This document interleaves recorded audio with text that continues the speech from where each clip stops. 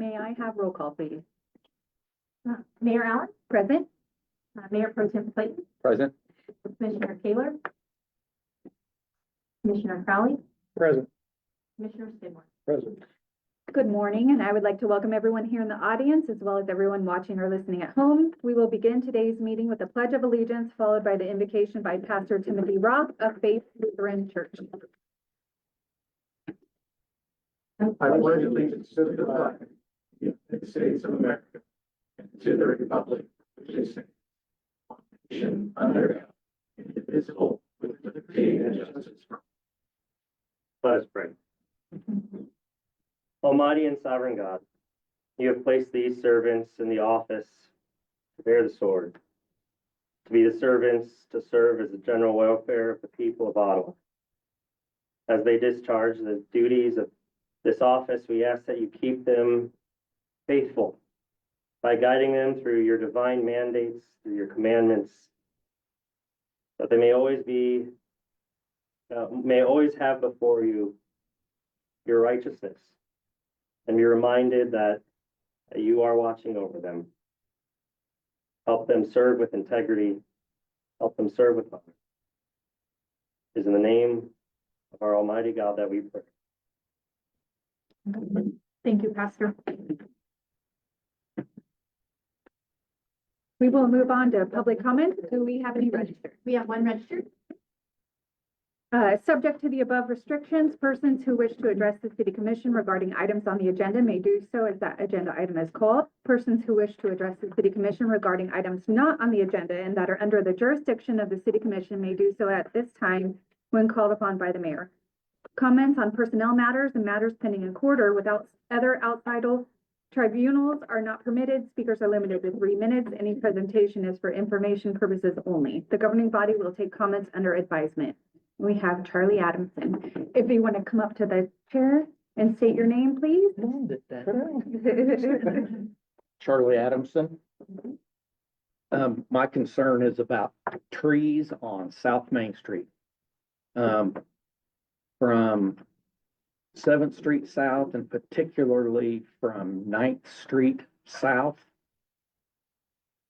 My first concern had to do with that, and I don't remember if it was last fall or during the winter, but you had a subcontractor come in there and trim trees along that stretch of Main Street, which a good majority of the trees that they trimmed are the ones I'm talking about right now that are pretty much dead.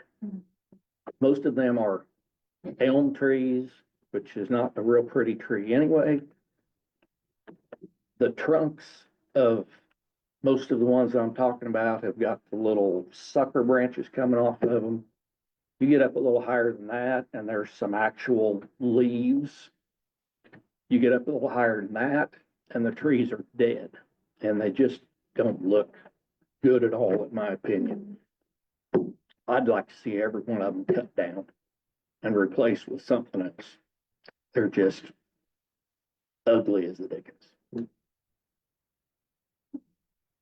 That's all I got. Okay, we'll look into it. Thank you Thanks. very much. We will move on to item 7, appointments, proclamations, recognitions, nominations, and public hearings. We will start with the proclamation recognizing May 2025 as Community Action Month. Teresa Templeton with ECAN will accept the proclamation, which will be read by Commissioner Crowley. And the proclamation reads as follows. Whereas Community Action has made essential contributions to individuals and families across the nation by creating economic opportunities and strengthening communities. And whereas Community Action is a robust state and local force connecting people to life-changing services and creating pathways to prosperity in 99% of all American counties. And whereas Community Action builds and promotes economic stability as an essential aspect of enabling and enhancing stronger communities and stable homes. And whereas Community Action promotes community-wide solutions to challenges throughout our cities, suburbs, and rural areas.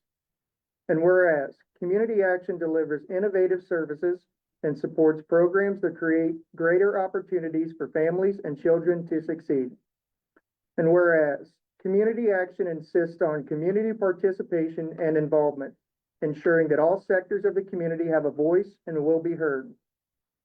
And whereas Community Action is celebrating 61 years of innovation, impact, and providing proven results for Americans. Therefore, we, the governing body of the City of Ottawa, Kansas, do hereby proclaim the month of May 2025 as Community Action Month in the City of Ottawa, Kansas, in recognition of the hard work and dedication of Kansas Community Action agencies. Signed this 21st day of May 2025 by our Mayor, Emily Allen. And did you have any comments?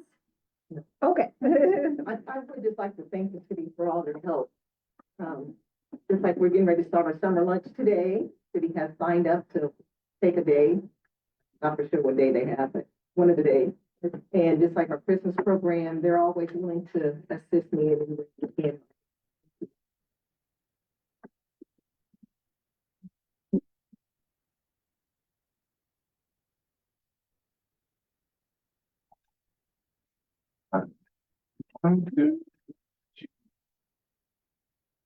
Yeah.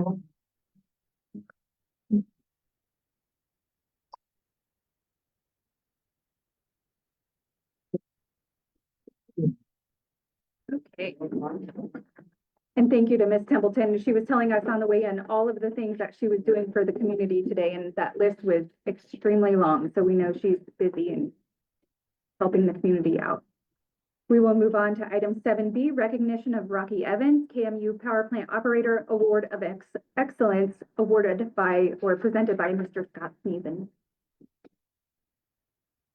Okay, Mayor, Commissioners, thank you for allowing me the opportunity to present this prestigious award to Rocky. Sorry, there's not a spot here. And excuse me, there's so many people in this room, especially his family members, so I'm gonna read from my notes so I don't mess something up. So this item brings attention to our notable achievement by one of our own in the Utilities Department. It's a moment to recognize dedication, excellence, and long-standing commitment to service that benefits our entire community. We're recommending formal recognition of Rocky Evans, who recently received a statewide award from Kansas Municipal Utilities.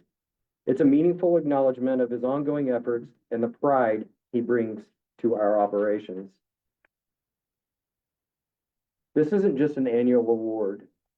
It's given to someone who really represents the heart of public power, skill, consistency, and service to others. Rocky was chosen by KMU not just for his technical knowledge, but for how he shows up every day as a leader and a mentor in the field. The award was presented at KMU's conference last month in Wichita. Rocky's career began with the City of Ottawa in 2007. Since then, he's become an essential part of our electric production team, moving into a leadership role in 2015. He oversees everything from generation to fiber systems, and he's the go-to when need a steady hand, especially during critical situations. He's completed advanced technical training, serves on KMU advisory boards, and is constantly helping to move not just our department forward, but the entire municipal utility community in Kansas. This award reflects years of showing up, staying late, and making sure things run as they should, often behind the scenes. There's no financial or legal action tied to this recognition. It's simply a chance to say thank you and publicly acknowledge the caliber of work being done in our electric division. So at this time, we're asking for formal recognition of Rocky Evans' award and his ongoing contributions to Ottawa's utility operations. His leadership, dedication, and professionalism are worth highlighting, not just for him, but as a reflection of the quality of service we strive to deliver across the board. Thank you. Thank you. We'll give Rocky a.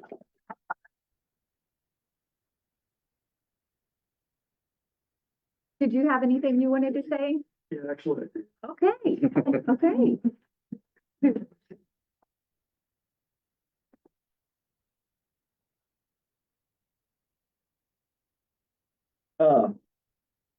Thank you. As someone in a leadership role, I've learned that no achievement is ever a solo effort. While this award may have my name on it, it belongs just as much to the incredible team I have the privilege to lead. To my crew, you show up every day with dedication, skill, and pride. And what you do, your work ethic and commitment to safety and excellence are what keeps everything running smoothly. I couldn't ask for a better group of people to work with. Citizens of Ottawa are really lucky to have such reliable, working group of people, professionals keeping the lights on. So, thank you again. Thank you. Thank you.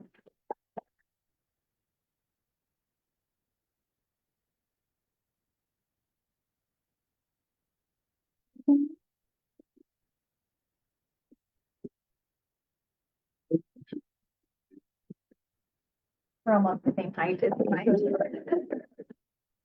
Thank you very much, Robbie. Like a true leader, giving recognition to your team as well. So thank you for that and your team.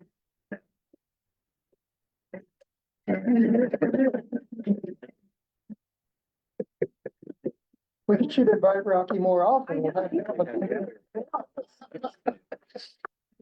Next, we will have item 7C, a public hearing to consider evidence regarding signage proposal by the owner of the building at 120 West 2nd Street. We will hear public comments related to the State Historical Preservation Office ruling of denial of the proposed illuminated sign. City Commission should consider testimony concerning historical integrity, visibility needs, and whether feasible and prudent alternatives exist to the owner's proposed plan. And I will open the public hearing at 10:11. And we have City Attorney Blaine Finch presenting on this.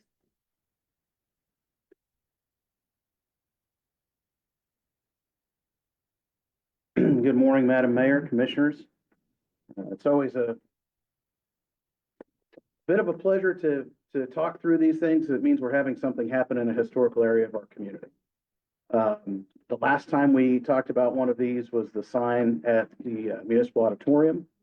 And before that, we had a discussion about windows at 401 Main. So our community has dealt with this process before. But because this is a quasi judicial process, I want to go through with you again how the law works in this instance. And you have kind of a unique duty when it comes to these kinds of determinations under state law concerning historic preservation and rulings of the SHPO. So when the SHPO makes a determination that a project is not consistent with historical guidelines, they reject the project and send that back to the local jurisdiction to make a determination. You actually have to make two determinations today. One, that there is no feasible and prudent alternative to the proposal, if you believe that to be the case. And two, that the program as presented to you by the applicant, who will also present today, includes all possible planning to minimize harm to such historic property resulting from such use. So when you do these things, you act as a quasi-judicial body. Decisions are quasi-judicial when state law requires notice to the community before an action. A state or local law requires a public hearing pursuant to notice. State or local law requires the application of criteria established by law to the specific facts of the case. You are sitting somewhere between your legislative function as a city commission and a judicial function, much like a judge in a courtroom, who hears the evidence and then applies the law to the facts that have been presented. What law will you be applying today? Well, state law in the form of state statute and Kansas administrative regulations require you to take into consideration all relevant factors relating to the project that might affect this historic property. This authorization gives you wide latitude. You can consider all factors logically connected to the ultimate decision of whether an alternative that is feasible and prudent exists, and whether the program has taken all possible planning to minimize harm to the property. So what are feasible and prudent? Feasible is possible to do easily or conveniently. Prudent is acting with or showing care and thought for the future. Feasible and prudent alternative is further defined in Kansas regulations as an alternative solution that can be reasonably accomplished and that is sensible or realistic. Factors that shall be considered when determining whether or not a feasible and prudent alternative exists include the following. You can consider technical issues. You can consider design issues. You can consider the project's relationship to the community-wide plan, if any, and you can consider economic issues. So those are very broad sorts of rubrics for your decision-making, but those are the factors that you'll weigh when you talk about a feasible and prudent alternative. For your second determination, whether the program includes all possible planning to minimize harm, you can look at written evidence and materials submitted to you by the SHPO. You can also look at materials submitted to you by the applicant. And if they describe for you meaningful mitigation measures proposed that address an adverse impact on the building or the environs, then you can make that determination, and we'll let the SHPO know if you decide to overrule the SHPO's decision.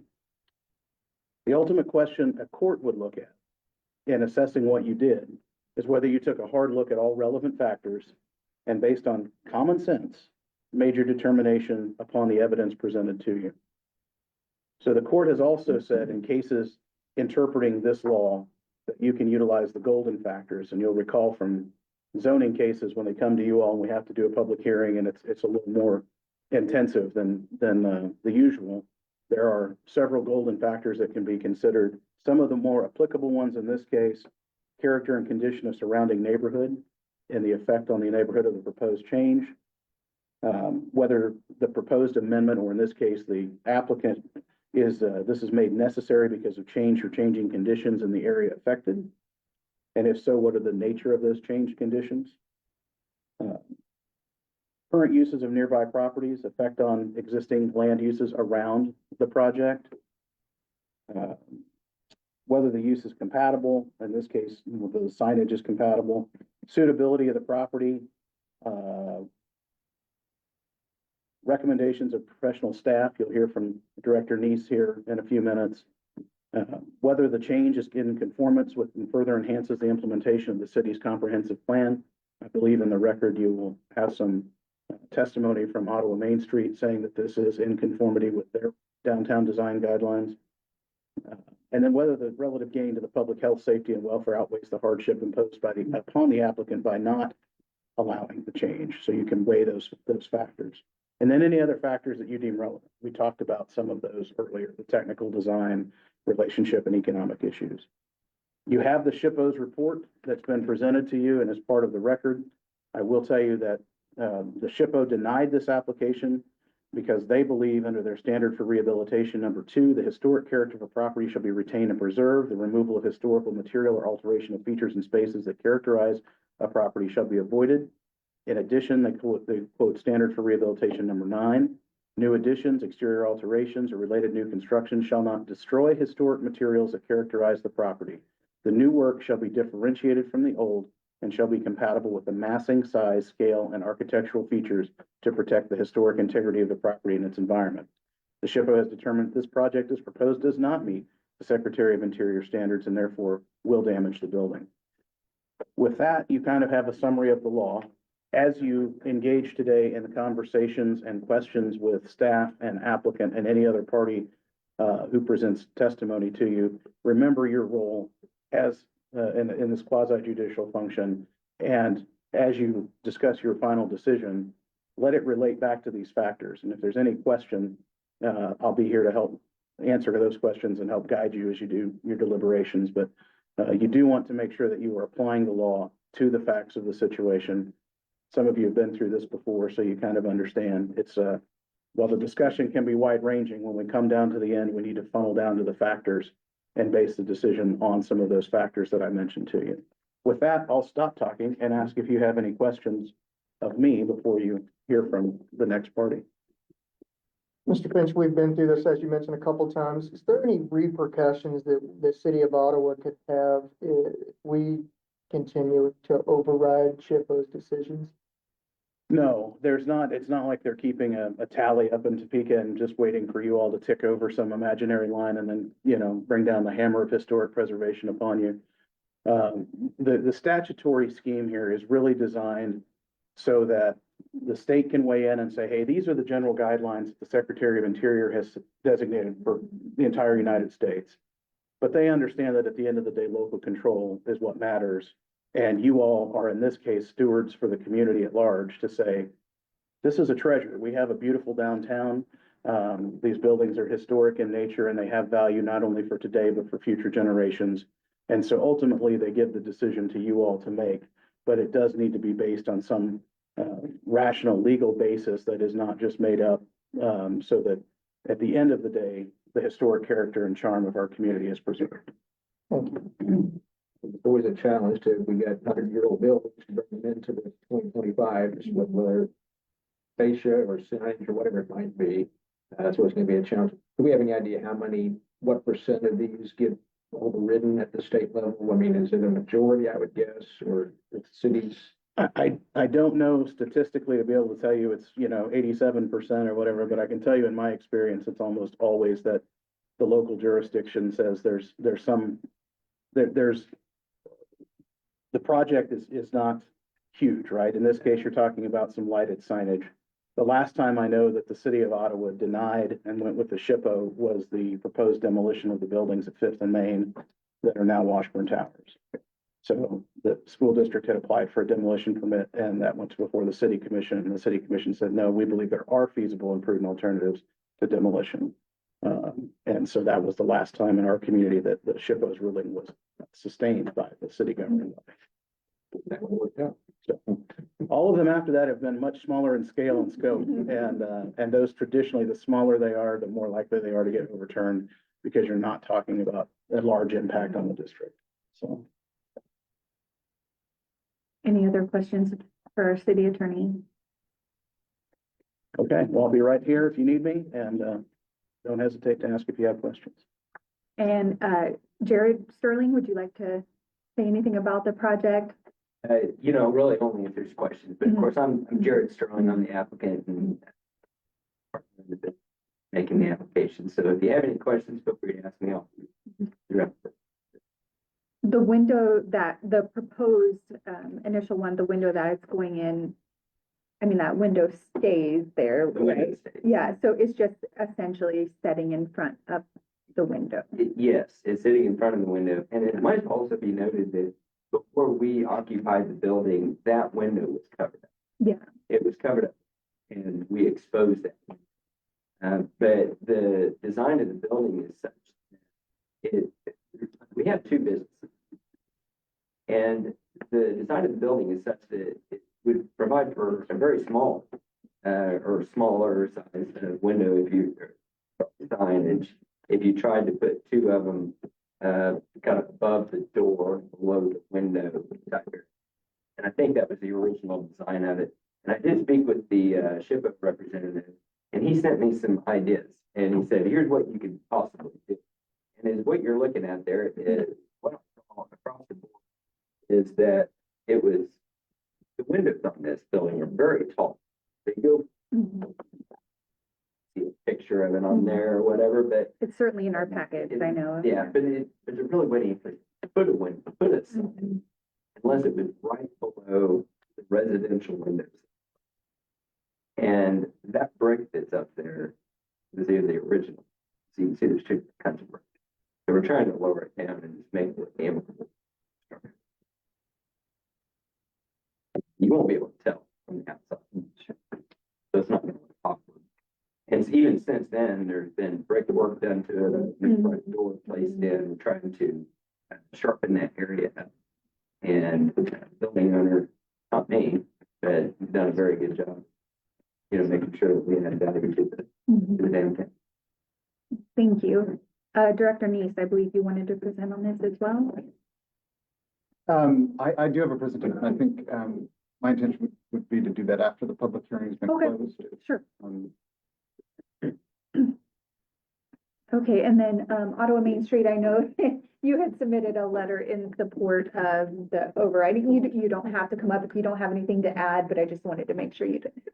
Like they had mentioned before, this is kind of a unique situation where it's actually more work and harmful to the building, we feel like, than if we were to go with SHPO, it'd be more work and harm to the brick that's existing there. So we are in favor of it. I think the biggest thing would be that, just like this process, making sure that they're aware that, the options that they have. Making sure there's communication. Thank you. Do we have any questions or other comments on, for this public hearing? Do you think along with this, it's always a little hard on historic buildings like this, as Jared had mentioned, there's two types of brick. So at some point since the building was constructed in probably 1900, 1910, somewhere in there, that lower portion has been redone. And so historic is always a moving target. Like what date qualifies as historic when you're looking at these type of things? You know, was that facade on the lower portion done in the 50s, in the 70s? You know, as we kind of take those things into consideration, and I am the design chair for the Main Street Association, so I work a lot with SHPO and these types of things. And it's a really hard line because obviously you don't want to impact. And we see some buildings downtown that I think things were done that would fall outside of those and harm the historic nature of the buildings. But I know on things like this that, you know, when you're kind of looking, it's like which portion, is it the whole structure that's truly historic? Is it the older brick, newer brick? And those type of things. And you guys did replace that window with a SHPO compliant window, right? Yes. Okay. Yeah, SHPO approved the installation. So, so if you guys leave in a few years or 10 years and take those signs down, there's a SHPO compliant window behind. Yes. City Attorney Finch? Yeah, just a question for the applicant. How many different alternatives did you consider in the course of deciding on this proposal? How many? Yeah. Really three. So one was to go across the bottom, as you can see there.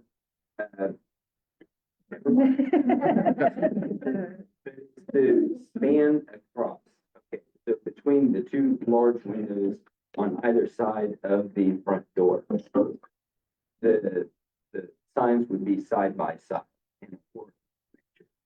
And to do that, I don't know, you know, if we could pull a picture there, that would be handy.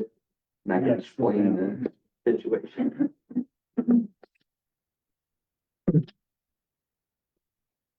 I apologize, Commissioner. We had this, I believe that I had a PowerPoint put together and it feels like the dog ate my homework and the situation.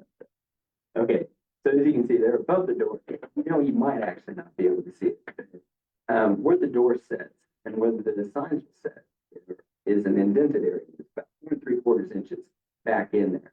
So at the very, go back up there just a hair.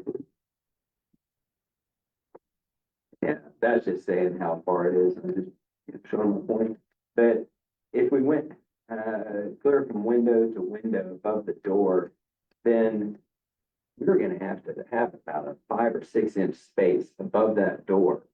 And it's just going to look awkward, honestly. And you're going to have birds' nests in there and other whatever else might go up. So I shot that. I just didn't think that was feasible. I didn't think it was going to look right. And also just attract birds' nests. So then the other options were the smaller signage. You can see it's pretty small. Can't really see it. And then, so it's not visible from like Legacy Square, which is across the street to the airport. And then also up above the windows, right below, and I don't have the picture here, but I didn't think it was easy. But right below the residential windows, that's large areas. You can expand signs along there, but those are backlit signs. And if you want to have, you know, residents could potentially protest it. So I felt like the proposal is best.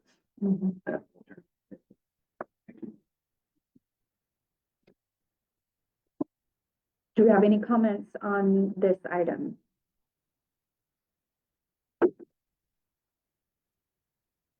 If none, I will close the public hearing at 10:29.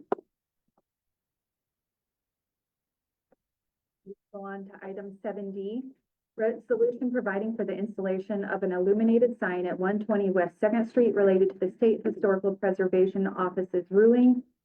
This considers a resolution to approve an illuminated sign at 120 West 2nd Street following an adverse SHPO determination with the proposed installation designed to minimize impact on the historic district. And we have Director Neese presenting. Thank you, Mayor and Commission. And again, I'm very sorry that the PowerPoint's not here right now. So you do have,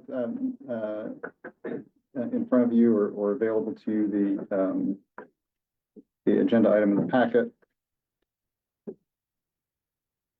There's a two-part recommendation now that you've held the public hearing, that you find that there are no feasible and prudent alternatives to the proposed sign, and whether all possible planning has been undertaken to minimize harm to the historic district, and then approving the installation of an illuminated sign at 120 West Second Street.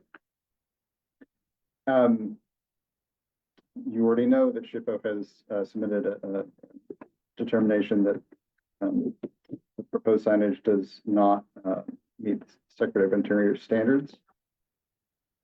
There were two alternatives, as we've just discussed, and there's obviously, there are differences between these three alternatives, and you've seen why that proposal has been made.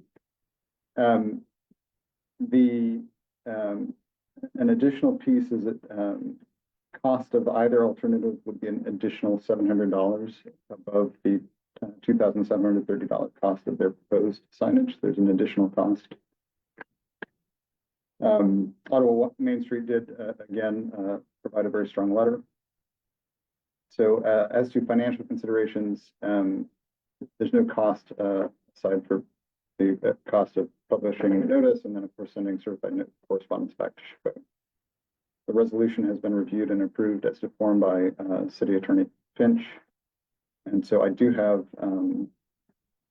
obviously, we have forward answering any questions that you may have, but I do have a recommended action that you would approve the resolution providing for the installation of a illuminated sign at 120 West Second Street related to an adverse SHPO determination, or continue it to a future conversation. And with that, I'm happy to answer any questions you may have or try to. I don't necessarily have any questions at the moment, but rather just a comment. I feel like there would be way more damage in, kind of as Sarah had mentioned, in drilling into the bricks to do the other two options, as opposed to affixing the sign within the recessed space for the window, which I understand that would probably still require some drilling, but. Going into the mortar, Mhm. not going. Oh, sure, yeah. I feel like, there would be potential on the front to cause more damage with the signage in the other two proposals, so. Really haven't heard any complaints about this, have we? Objections? It was published in the paper. It was published, yeah, and I have not had any feedback. It's not like a casino, like it's just in every direction, all of a sudden they're in the business itself. Maybe, but nonetheless, it's a very subtle sign. It sounds like it's going to be visible. Yeah, it's just backlit, but it is totally encased. So there shouldn't be too much. Yeah. And I think, as City Attorney Finch mentioned, with prudent, having care for the future is something that I always try to key in on. I have a love for old buildings and houses and structures, but you have to be, I think you have to also think that if people are not able to operate within these buildings and have signs and draw people and make money where they can continue to improve, there were just windows put in this building.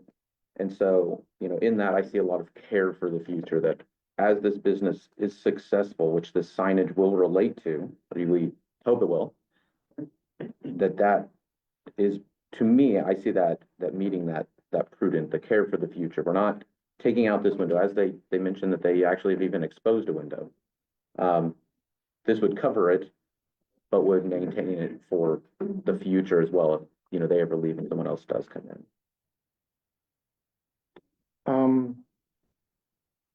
I will abstain from this vote when we have the vote, just due to the relationship of the building owner and some friends that I have that are applying. But I do want to make a comment. As a business owner that owns a building on Main Street, you put signage on your building for a couple of reasons. One of them certainly is to, attract business. a lot of your business is gonna be probably phone calls and stuff like that, but you have a Legacy Square that's right across the street that's hopefully gonna be used quite a bit this summer, and certainly you want your business to be seen. And, by putting a little color on that building outside of that red brick, it certainly will. The other reason is pride.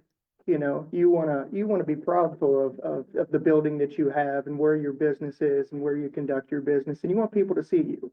So it's, as Commissioner Skidmore made, the comment, you're not putting a sign on the building that's flashy. You know, quite honestly, the lights across the street are gonna be more flashy than your sign, so I think it's a great idea. And there comes a point eventually where somebody's gonna have to start making decisions on when we get, I guess, out of historics. Because eventually, 100 years, 200 years down the road, we might not have any of these buildings anyway, so. But I think it's a great idea. I know sometimes we do the Jorgensen pause and all that, but I don't see the need for that myself, because this was published in the paper just a month ago. People, it's an issue that could have been here today to express their concerns, and so I make the motion we approve on it. 70. Attorney Finch, are we able to just make the motion, or do we need to provide the exact rationale?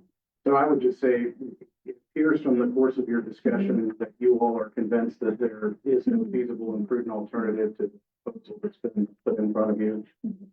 I'd also say, based on the comments and some of the testimony about using water, making sure that the signs are removable, that, it appears that you are of the opinion that this project as proposed does in fact contain all possible planning to minimize harm to the building, and does allow for future removal without damage to the brick. Leave an exposed window that's already been removed. Those findings, if you choose to go forward with the motion made by Commissioner Skidmore, the findings are in the resolution, so you will be making those findings part of the passage. So yes, that's what you're saying. Okay, thank you. Do we have a second? I will second. Any further discussion? Since you're saying, let's do roll call vote, please. How do you vote? Commissioner Skidmore? Yes. Commissioner Taylor is absent. Commissioner Crowley is abstaining. Mayor Pro Tem Clayton Yes. and Mayor Allen. And I vote yes. Motion carries. Well, thank you. Madam Mayor, Commissioners, me, and also, I guess your honorable, judiciary committee here, apparently. Thanks a lot. Thank you.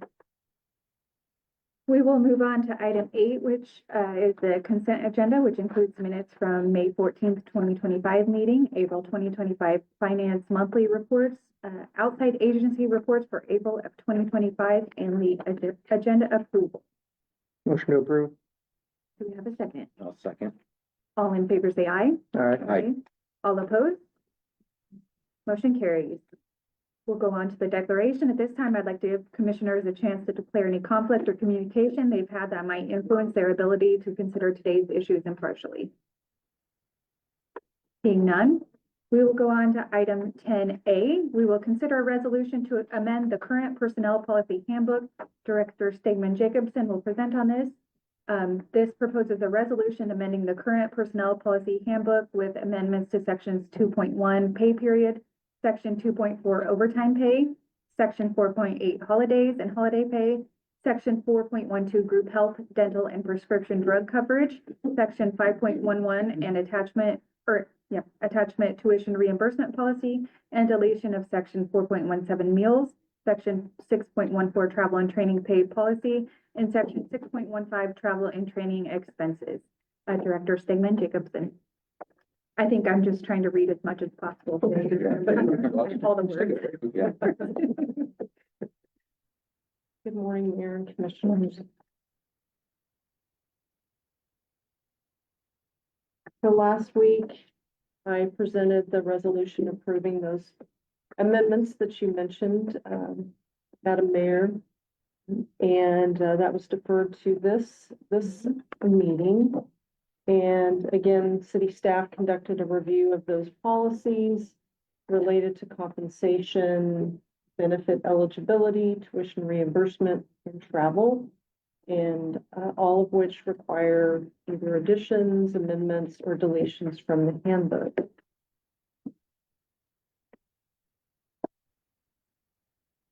Those policies, and I won't go into that much detail, are related to monetary tips, which we do have recreation facilities, golf, and the OMA, where there's potential opportunities for employees to receive tips, and reporting as it relates to tax requirements. An amendment to compensation related to pay period, overtime, and holidays and holiday pay. And the thought behind that, those changes are, it would align our pay practices and policies related to hours worked and benefit hours recorded in a pay period, and how that relates to a calculation of overtime, changing the eligibility for part-time employees for benefits from 20 to 30 hours or more, and tuition and reimbursement policy, amending that. Currently, it states the maximum eligibility or the maximum amount of $1,500, and last year the governing body approved that to change to $3,000 for eligible employees, and we enhanced that policy. And again, removing all applicable policies related to travel, and those will be transitioned into a administrative policy. Any changes as far as financial considerations are budgeted and paid with from the respective fund. Plain Finch City Attorney has reviewed the recommended policies. And it is recommended that the City Commission deliberate and consider adoption of resolution approving the amendments to the Ottawa Personnel Policy Handbook. Do you have any further questions? For me, and Melanie is on vacation, is online. I guess one question that I have is probably more for City Attorney Finch. I think I saw, tax on tips is an issue kind of at the federal government that's going on currently. Do we have anything kind of in this kind of current writing that may cause an issue if that's passed, or anything along those lines? No, we don't levy any tax on that. We require that it be reported taxable income. And what would happen is that it would then be excluded from taxable income if Congress passes a bill saying it's no longer. So policy would follow whatever the federal law is on the taxation. Thank you. I know this is the second time of seeing this. Does anybody else have any other questions? I didn't hear any comments on it personally, so. No overtime for commissioners, right? I'm working on that. It's all over time. Lots of tips, but not the monetary.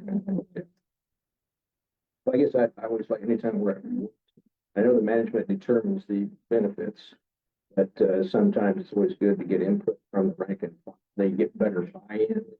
Have you had any input or any complaints or issues with the rank and file that have seen this for last week?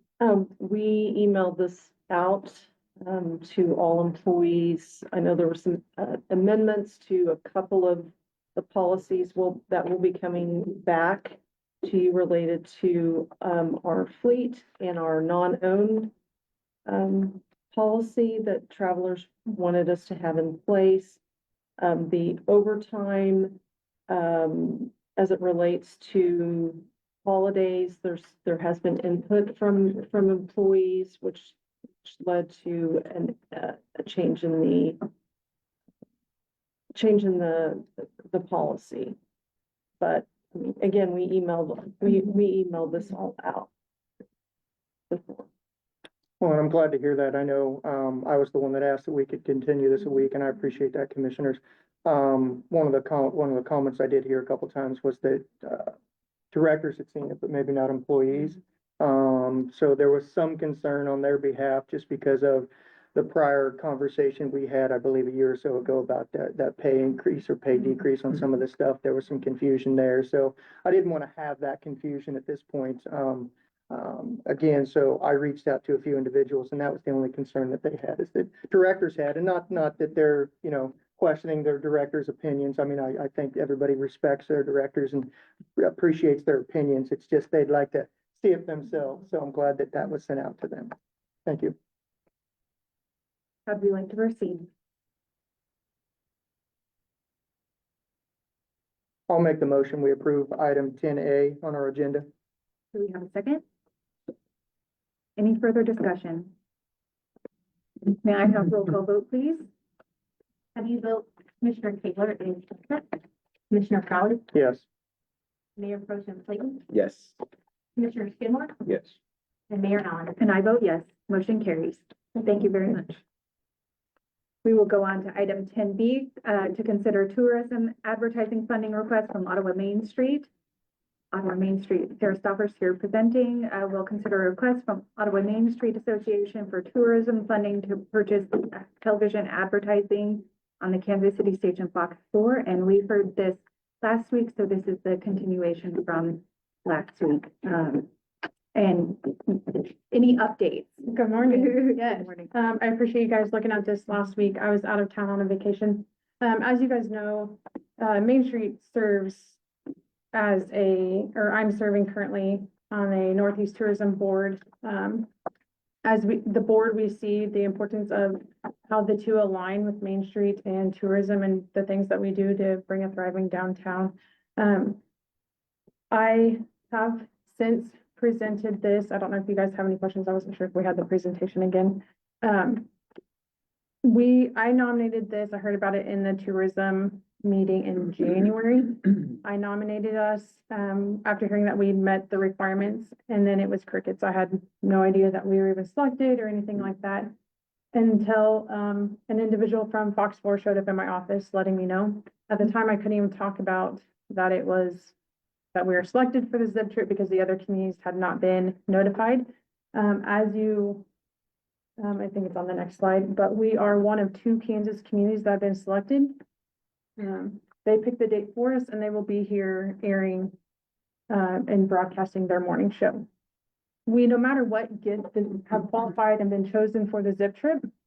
So that in itself is exciting and a great opportunity for the community. On top of that is where I'm coming to you guys because we can potentially do extra advertising and commercials. I have selected during the weather time. There's other packaging. Some of them are the exact same price, just airing at different times. I chose the weather. My thought process behind it was, if I'm watching the news, I'm waiting for the weather. So, the other thing is the people that are watching this is a different target audience. We are fortunate here that we have a radio, and a lot of our businesses do Facebook market, and advertising, but this is targeted to a different demographic, as well as people that have disposable income and are looking for places to go and participate in things. Part of the requirements of this was to be within certain distance, and we qualified obviously for everything. The highlight of this is the goal overall is to make these communities destination trips, making Ottawa a destination day trip community for people to come and visit during the summer or throughout the year. So, I did reach out, before we go into more of this, I did reach out to the other communities that have done that. That was one thing I believe you had asked. And that there's multiple things, but the things that came out the most was the exposure was great and they were happy they had done it. They would do it again if they could. On that, we have to wait 5 years before we can apply again. It was something to be proud of as a community. They brought their community, different ones said that they had a lot of community members come out, but then also the excitement from outsiders coming in and being proud of the community. Being able to use the footage afterwards, as once the commercials are made, we can use them for whatever we want, break them apart, edit them. And helping it, the one that really stuck out to me was helping us grow into our identity of what we wanted to be known for as a community. And I think that's something that we are still really focusing on here in Ottawa and trying to figure out what we want to be known for, you know, and it could be something that pops out for us. So those are the things and feedbacks. I will say, in looking back, nobody has been selected twice that I could find. And you do have to wait the 5 years to be nominated again.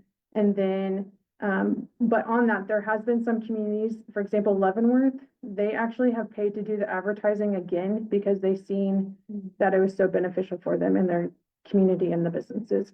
So they haven't been selected as a zip trip, but they have paid to do this, the commercials again since then. And they did, I don't even know their cost because they did 28 businesses in theirs.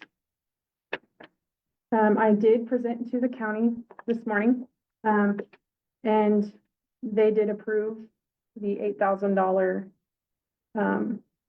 option, which is option 1. Do I have to open this thing? See here, no guarantees. Oh. So this is the option 1 that the county approved, which would be going with the 18 businesses instead of the 9, as to where on the 9, I do agree. I feel like with 9 businesses, we're missing out on opportunities. And we have businesses that we're not gonna be able to capture all the businesses. So if we look at the breakdown, the county has approved 8,000. I'm asking for 8,000 of you guys as well. Main Street is committed to 2,000. I have the chamber on as 2. We are not 100% on that one. If that one does not come to fruition, then that part would be broke down into the businesses. I wouldn't ask of any more from county or city. It would just make the ask of each business owner come up. I feel like this is a great opportunity to show our partnerships and working together for the community. And there is also option number 2. That would be only representing 9 businesses instead of the 18. Oh, sorry. And not fewer commercials too. And a lot, so it's only, oh gosh, now I gotta go backwards. So it'd only be 3 30-second commercials, as the other one is 6. On each of the commercials, there's 3 businesses on there. And then this is where on the end of every commercial would be county and city and Main Street would be at the end, logos would be on everything. Do you guys have any questions? I don't have necessarily a question, but a comment. I know when we have some of our strategic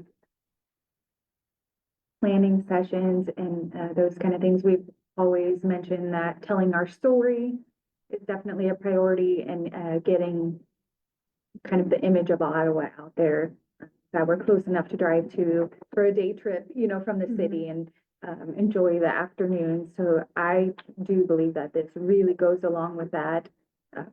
And I think it's a great opportunity that, like you said, may not happen again for some time. And then also being able to use that footage again to continue telling our story beyond those commercials would be great as well. So no matter what, we have this trip on the 25th of July. This is just an extra added bonus exposure. Definitely not something that Main Street has in our budget to pursue all of it. Staff, would this come out of certain department or certain budget item? Economic development. Okay. So that Paul, not to put you on the spot, but is this something that FCDC could help out with too? Thank you. I appreciate that. And our plan is, oh, sorry. Oh, no, go ahead. Our plan is to also, obviously, we're not gonna cover every single, you know, all of our businesses with industrial, but our plan is to throw or reach out to some industrials, businesses and ask for their essential buy-in, and if they want to advertise as well, because then that shows that we have a workforce availability here. And if we can get anybody else to, anybody to come here and visit and say, oh, I'd like to live here, that's a great, it's just another opportunity for us on that. I'm not sure how well our speaker picks up, but our city manager had mentioned it's coming out of the Economic Development Fund and that there are funds available for that. So I just wanted to make it clear that something else wouldn't necessarily not happen because of this. It's just the funds are available in that particular fund for that. So just wanted to make that heard. Yeah. And I know last week after the meeting, when this was first brought up, I even had an individual offer to donate personally. They don't want an ad, they don't want anything, but they'd be willing to donate some funds to this as well. So I think that just shows kind of how good this really could be for the community. And I say it often, I probably won't get tired of saying it, but that a rising tide raises all boats. And I just think more people from Kansas City or other areas who watch Fox 4 that may be like, I never knew that was in Ottawa. I never knew that was there. Watching the example ones on the slideshow, it was kind of cool to see things in Leavenworth or see things, their historic kind of courtyard downtown, some of those things that you see. So I as well, I think it's a great opportunity for the community. And, in this, we really are helping our local businesses too, by helping offset a lot of that cost. And seeing some of these other ones, I think there's going to be a lot of good city things featured on some of the B-reel that you kind of see as there's fillers in between businesses. And I think that is really exciting. Is there anything the county has asked for a couple of specifics for me to reach out to? Is there anything specific that you guys would like to see highlighted on there? I have ideas on who we want to reach out to and things like that. But this is also been presented to us quickly, but has a very quick turnaround. They would like to be filming next week. Oh, So we will be hitting the ground running. Yeah.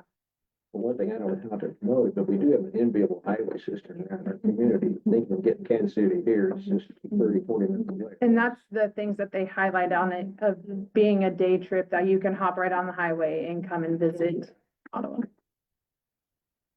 I think if they could take a trip down Main Street and just kind of highlight the buildings and maybe some of those businesses that contribute could be outside kind of waving, Yeah. inviting folks to come to our community and their businesses. I think that'd be a great idea.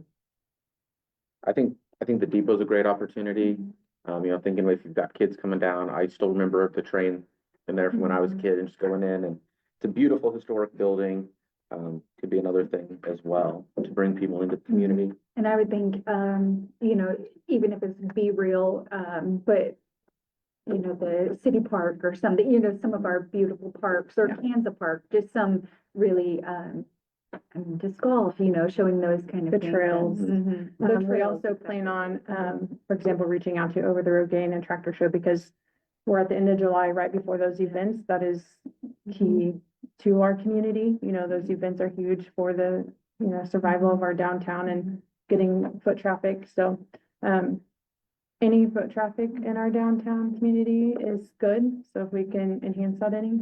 Do you know on this, are people able to submit footage?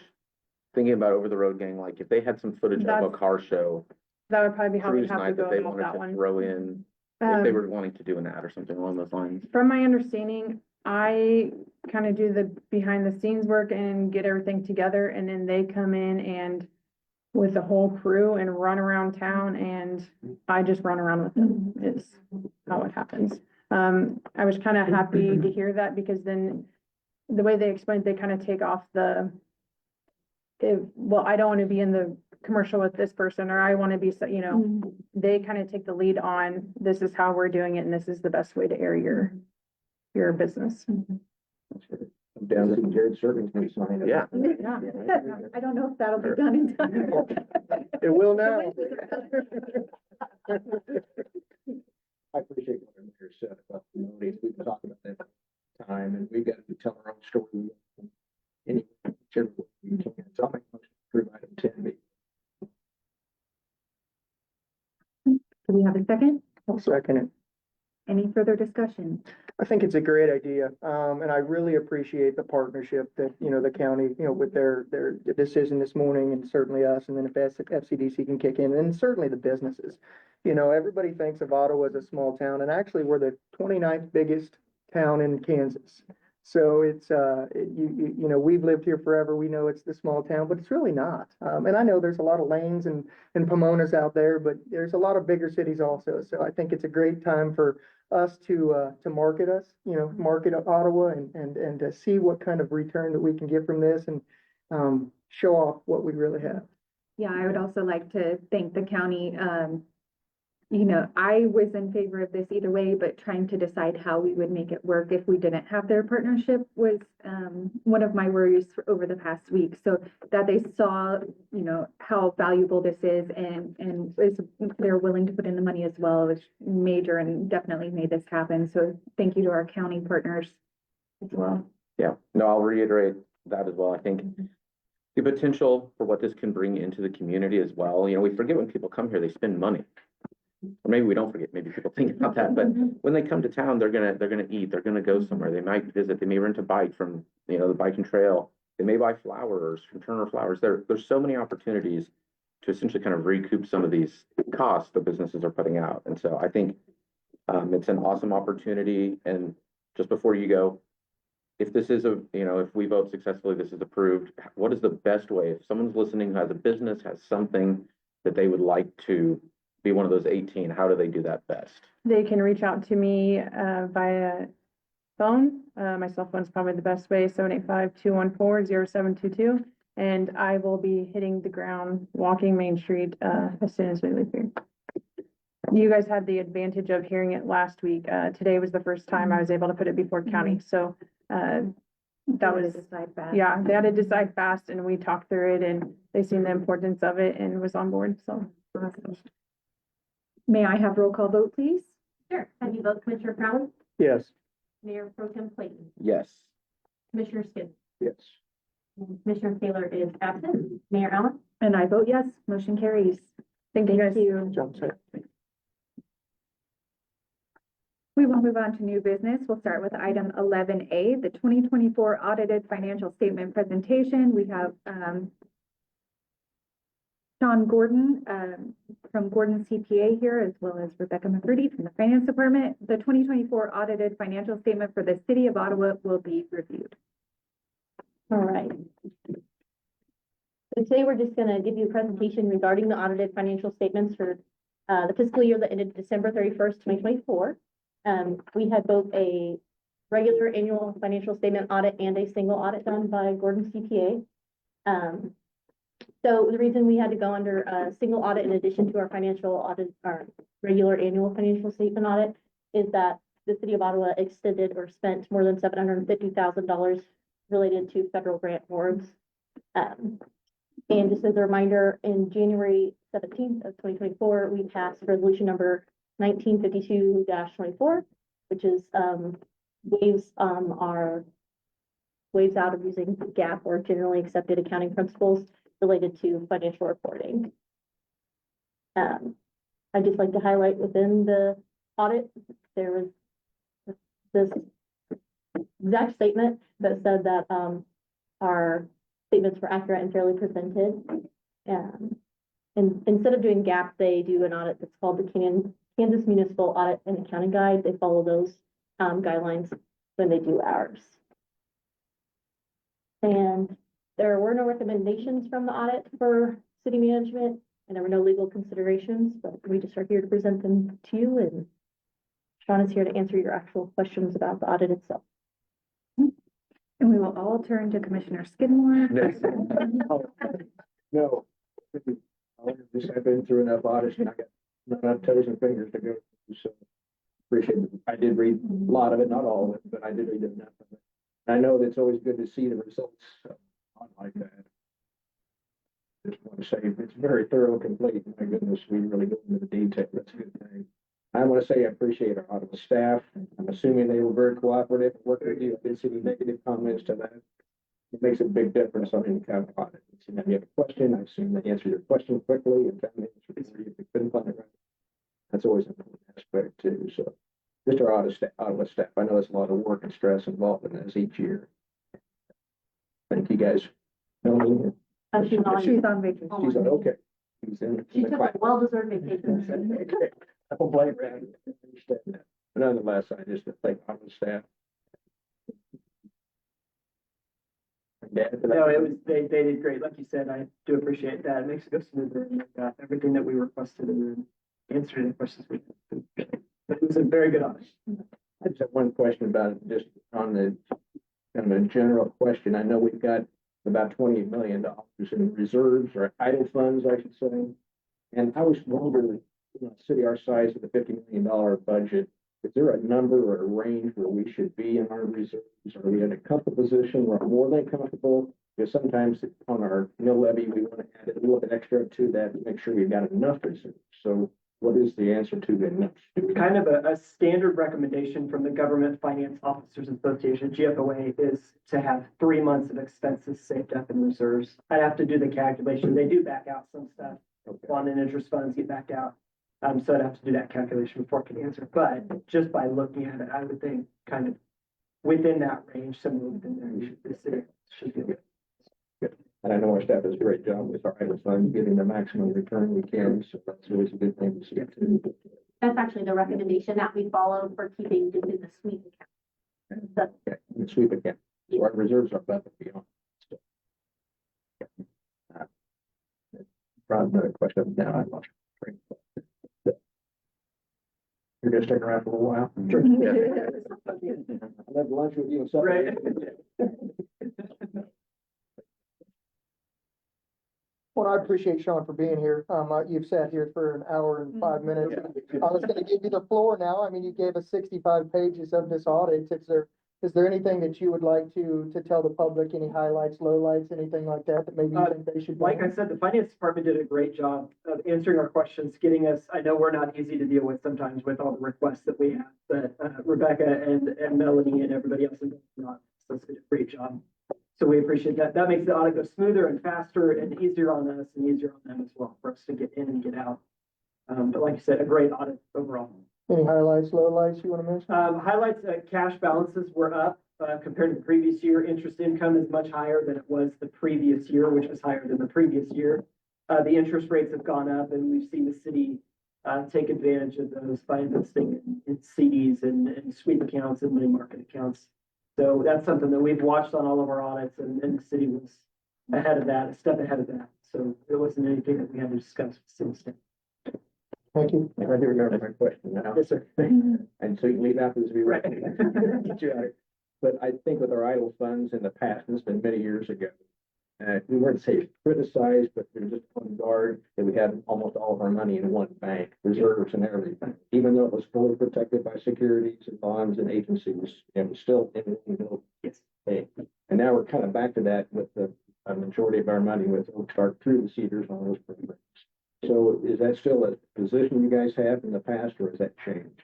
I think since the city is involved in that CDARS program, and if you're not familiar with that, the local bank will take usually $250,000 chunks of the city's money and spread it out through banks all throughout the United States. That way you have FDIC coverage at every bank that that money ends up in. And so if that's the case, which it is, then we're comfortable with that. The odds of that many banks failing, even a few at a time, is very low. So. I know that those were all of my exact questions. Yeah, thank you, Sean, again. I, like you said, 65 pages. There's a lot of really good information. And I think for the public, if folks want to look to, this is even more detailed than our budget book can get. It comes down. I appreciate the one that shows the state statutes kind of relating to each fund, kind of gives authority to do those specific things. And so there's a lot of really good information here. To sit at home and read some evening, or, maybe Commissioner Skidmore will do a live stream and just read the whole thing and then do a Q&A with anyone if they have it. So, but a lot of great information. So thank you to you and obviously our finance team, getting you guys everything that you need. Thank you to our staff and congratulations on a great audit. Thanks. I would be remiss to say it's not just finance. I mean, I bug every department and ask them for things and they're all quick to respond. And so they help me and my team make the process smooth. Thank you. We will receive and file that. Thank you. We will go on to item 11B, Kansas Independent College Finance Authority Revenue Anticipation Notes. City Manager Silcott. And it says Scott Waller with Gilmore and Bell will present to answer any questions from the commission. We have him Okay, online. perfect. And this is the annual revenue anticipation note request that all cities that have a KCAC independent private institution undertake. And what this does is provide essentially bridge financing. Last year, we approved this on May 29th, 2024 for $6 million. There are 14 cities in this KICPA organization association that includes Ottawa, Atchison, Baldwin, Heston, Hillsborough, Leavenworth, Lynchburg, McPherson, North Newton, Olathe, Salina, Sterling, Wichita, and Winfield. And what they do is the city's acting as a conduit institution, so therefore KICPA is the one that's actually selling and delivering these notes for the benefit of these independent private colleges for their summer cash flow. What this does is a certificate of approval authorizing the mayor and confirming that a public hearing was conducted on Thursday, April 29th, 2025. That's in accordance with the section 147F of the IRS code. And we do have a copy of that notice that was posted on the KICPA website in the agenda packet as an exhibit. There's no obligation or full faith and credit with the city. This financing, again, is short-term capital that's retired later this summer or early autumn when the students return. And this is addressed within Article 12, Section 5 of the Kansas Constitution and KSA 12-2901X Sec. And our city attorney has approved this as to form. With that, I will turn it over to Scott to answer any questions that you might have regarding any of the detail. Again, this is pretty much an administrative annual occurrence. And if there are no questions, the recommendation would be to authorize the mayor to execute the certificate of approval for the issuance of $6 million in Series 2025 revenue anticipation notes. Scott, could you just kind of answer if say we as the city of Ottawa choose to not do this, but the other places do, or what does that look like? What kind of happens if one of the cities is kind of dissenting of these 14? Yeah, so your approval is specific to Ottawa University and you know the city's a member of KICPA and has been since 2001. In fact, I think probably the city's approved this for federal tax law purposes each of those years for the university. So, you know, your approval is specifically to allow the university to access the federal tax exemption of the interest on the note, which means that the owner of that note, whoever buys it in the public offering, doesn't have federal income tax to pay on it. So no liability. If the city were to say, no, we don't approve this for the benefit of the university, then the university would not be able to access this as a vehicle for, you know, tax exempt borrowing and would be looking to, you know, taxable commercial borrowings on it, like a line of credit, which presumably would have a higher interest rate or be a less efficient vehicle for them in their overall financing. So it'd be a cost to the university if you did not approve. Thank you. Any other questions? We've been doing this for years and there's never been an issue of any kind, so just make.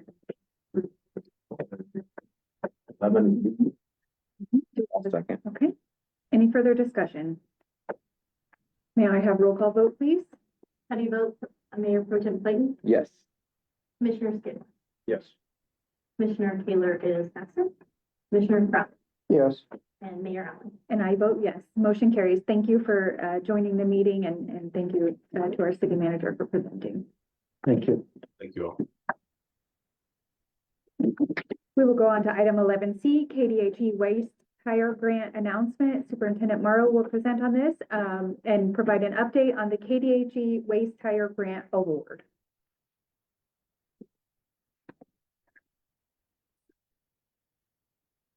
Hello. Good morning, Madam Mayor and Commissioners. Thank you for the opportunity to speak about this item. So on behalf of the City of Ottawa, we applied for the 2025 Waste Tire Grant through KDHE. and we were fortunate enough to be a grant awardee. Part of this project is community awareness and outreach. Some of the background about this grant is that it's a program that the KDHE has, and the mission of the program is to educate Kansas residents on waste reduction and recycling in hopes that those messages will be carried out in the homes of communities throughout the state of Kansas. Only Kansas local governments and public and private schools K through 12 can apply for this. The city of Ottawa has been fortunate enough to receive this grant 7 times throughout since 2014. The very first time was when Adventureland was installed at Forest Park, and the upgrade to that infrastructure, the dog park and one of the shelter houses in Forest Park kicked that off. Since then, we've been able to do like the main shelter house at Forest Park. When the teen park, the Goppert Teen Park was done, all of the benches, the picnic tables out there. Same thing at Freedom Park.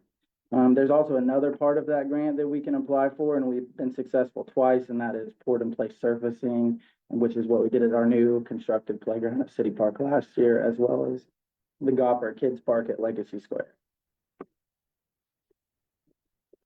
So for this year, what we're going to do is we're going to add 4 new picnic tables, 2 of them being ADA accessible, to a shelter house at Forest Park, which is the one just directly south of the horseshoe pits. And then also we're going to add 2 more benches to our new City Park playground. The benefits of doing that is that we're going to be able to repurpose the picnic tables that are in that shelter house and use them for events. We have a lot of requests for picnic tables throughout the year, and so this is actually going to add 4 more that we're able to use to better serve the public. Some of these pictures you can see are some of the projects that we have done. Like I said, you can see Freedom Park, you can see the Goppert Teen Park, and you can also see Adventureland. So the city of Ottawa will receive $2,867 from KDHE Waste Hire Grant this year. That's a 50-50 grant covered, and we will spend our money out of the Special Parks Fund, as well as in-kind labor from city staff and volunteers. We've had a really good partnership with the Rotary Club. They've helped us multiple occasions on this and have agreed to do so again this year. Going forward, we're going to set aside $5,000 a year on our match, which is more in line with what our average has been since 2014, just to prepare and plan for upgrades and replacements to our parks and trail systems in the future. And that's all I have. If you guys have any questions for me, I'd be glad to answer them. If not, thank you for your time. Good work on getting the grant again. It's amazing. Like anything we can do to improve the parks is great. So I definitely appreciate that. These picnic tables last a long time. I get that. We have any to test and see. Tell us. Yeah, so the first ones were, like I said, 2014. Since then, we've had no maintenance. Basically, we replaced 2 planks out of all of the things that we've done since 2014. They all have stainless steel hardware. They don't have to be restained and things like that. Vandalism is kept way minimal. So they've been a really big improvement and taken a lot of burden off of our staff. So.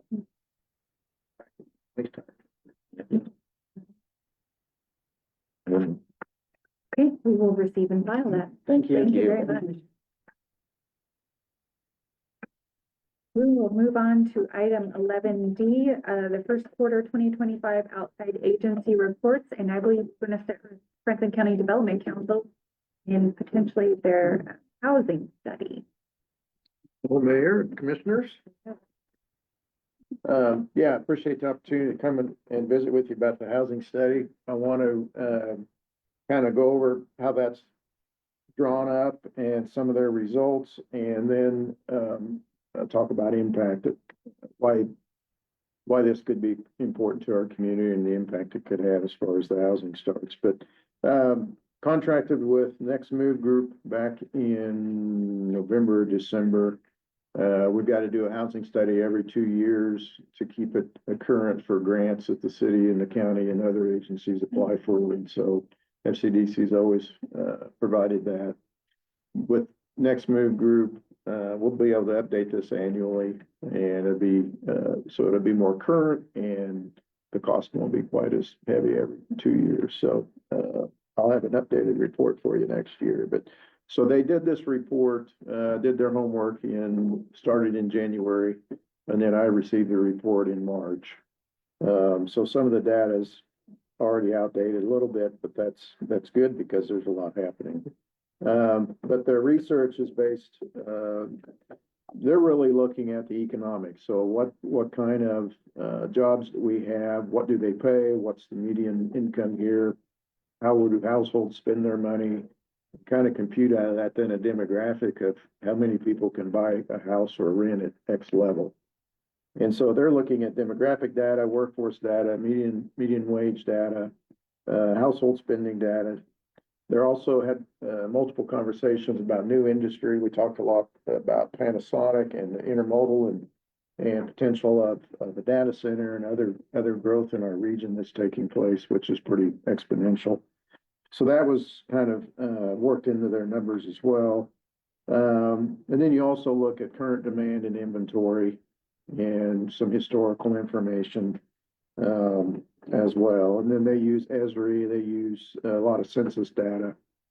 And so they kind of do a lot of that.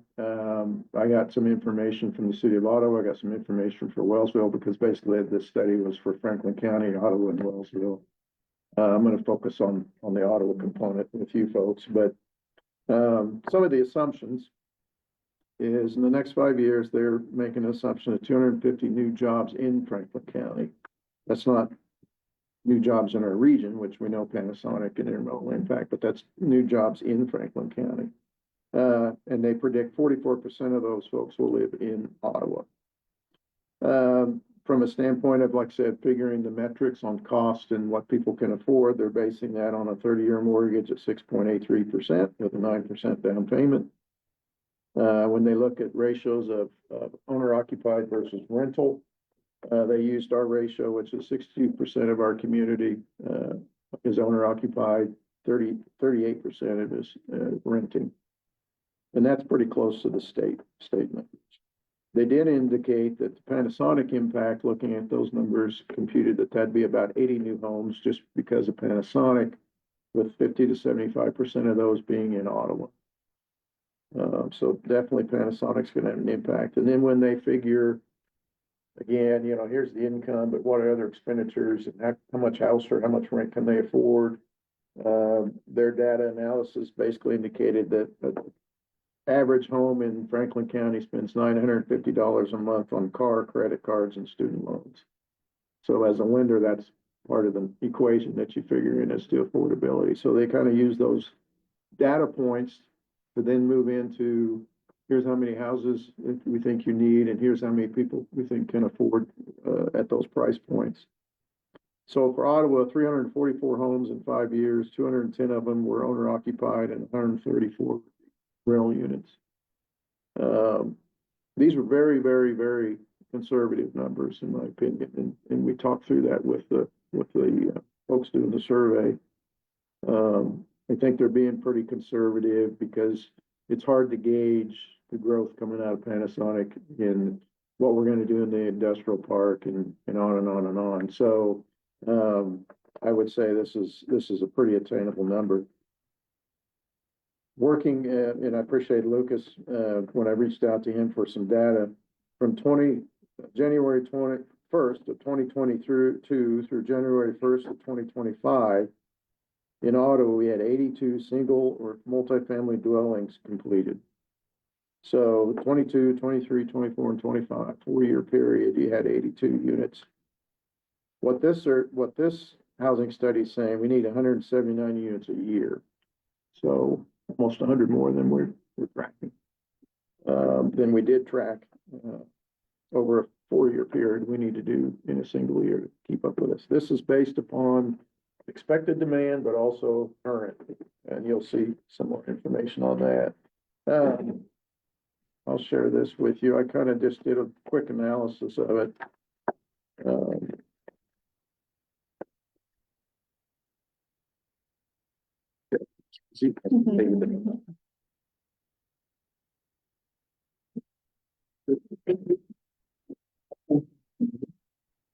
So what I did is I basically broke this down that we would need these many houses by that price point. The first column there is residential, single family. So we need 210 in Ottawa by, in the next 5 years. So what they're put in their study was 34 of those need to be in that lower range, 200 to 274. And then what I did, so 16% of the total new houses would be at that price point. Working with the county appraiser's office, I just said, give me the low volume for each of these categories, give me the taxes for that low end. And so if you take 34 times the 3693 tax rate, there's $125,000 plus that would come in additional property taxes to the county.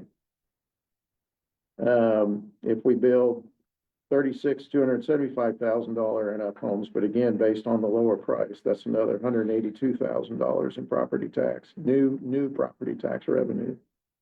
86 homes at the 350. I think that's an important point is you look at the higher end and we need a lot of the higher end homes, which obviously, when you start to think about the property taxes obviously are higher, but also think about that household spending and maybe the size of the household. There's a number of factors that I'll touch on here in a minute, but you can see in 1 year, if we build all those in 5 years, in 1 year, based on current tax rates and current assessment, that's another 1.3 million that comes into the 1.3 million new revenue in property tax that comes into the community.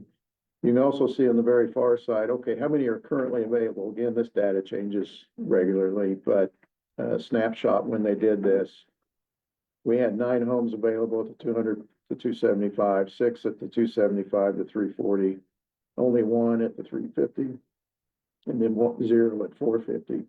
And the top, that 350 and 450, as this report indicates, that's where we need the most growth.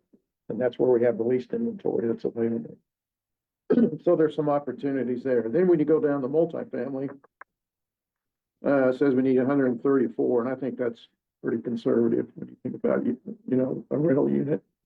134 over a 5-year period is not very many. But using that information, this rental rate then, again, I know when this was brought up before, the question came up, you know, I can't rent a house at that price point. These rental rates aren't tied to those price points. The price points are for single family homes. The rental rates are just based upon, again, what our local economy, what our market is calling for based on what people can afford. So the builders and developers will know, okay, that means I need to build a house or a unit that's going to cost X. I don't know what that number is. Would that include like a large complex? Could be, Units? yeah, just number of units basically is what we're looking at. Like, so it could be a residential home that's rented. Okay. But it could be a multi-family kind of duplex or a 4-plex, 8-plex, all the way up to 32-plex. But you can kind of see the breakdown again, and then when you look at the current availability, we just don't have any rentals that are available, which I think we all know that. So there's a big need for us to basically go across the board and build just about anything and everything. You know, what this doesn't break into, but it mentions is, you know, another component of this is senior housing. We don't have senior housing. You know, you can move in and the yard's taken care of, and snow shoveled, and, you know, all that type of stuff.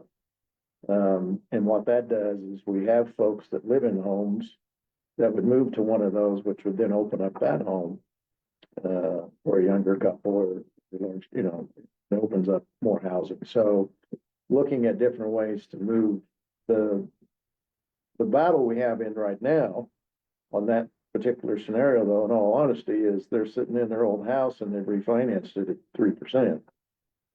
And the new house is going to be 7%. So you do see some issues there, some hurdles.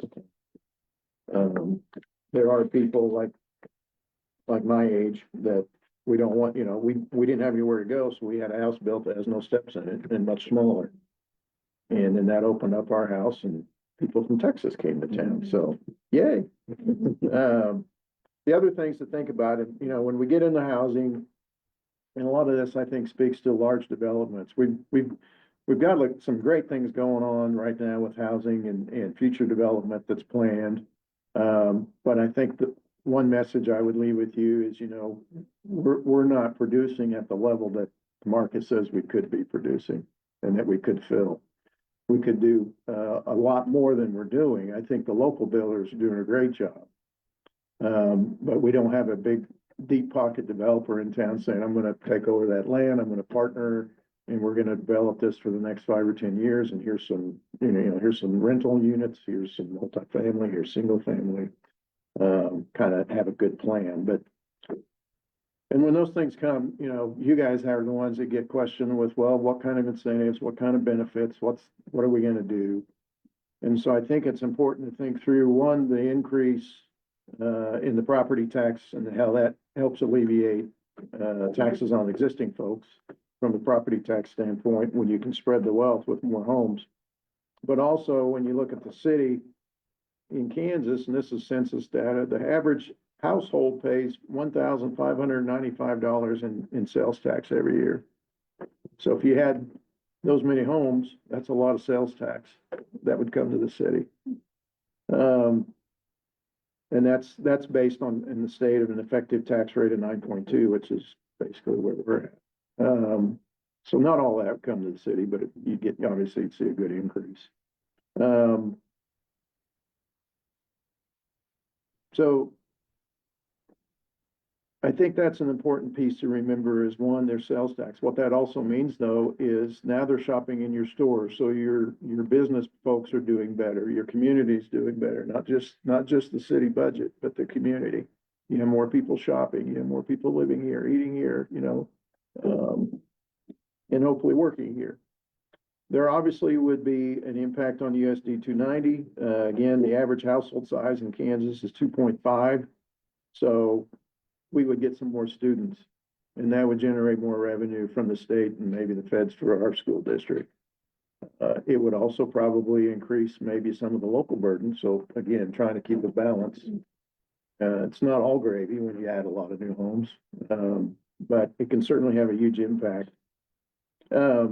You know, and expenses, obviously, from a city standpoint, you're gonna have to enhance utility services, enhancement of fire, police, EMS services, street maintenance go up, administrative costs go up.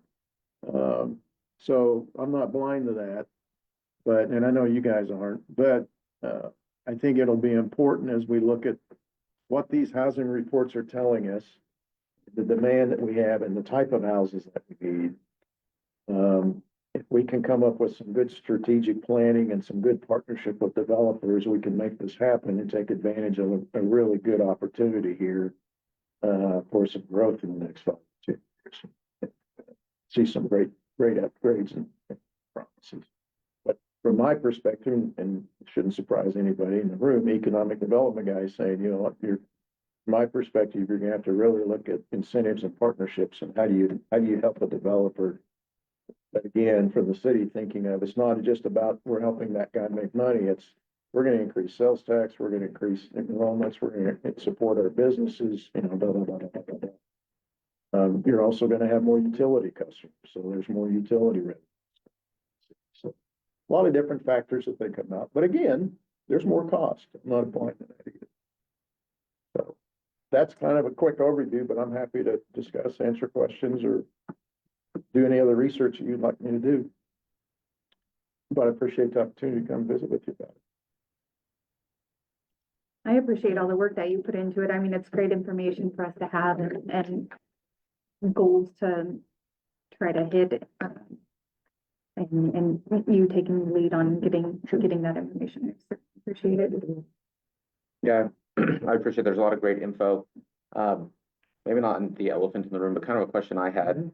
On the $200,000 home, it says that there's 60 more households will make between 75 and 100,000. It appears kind of what they're targeting at that zone.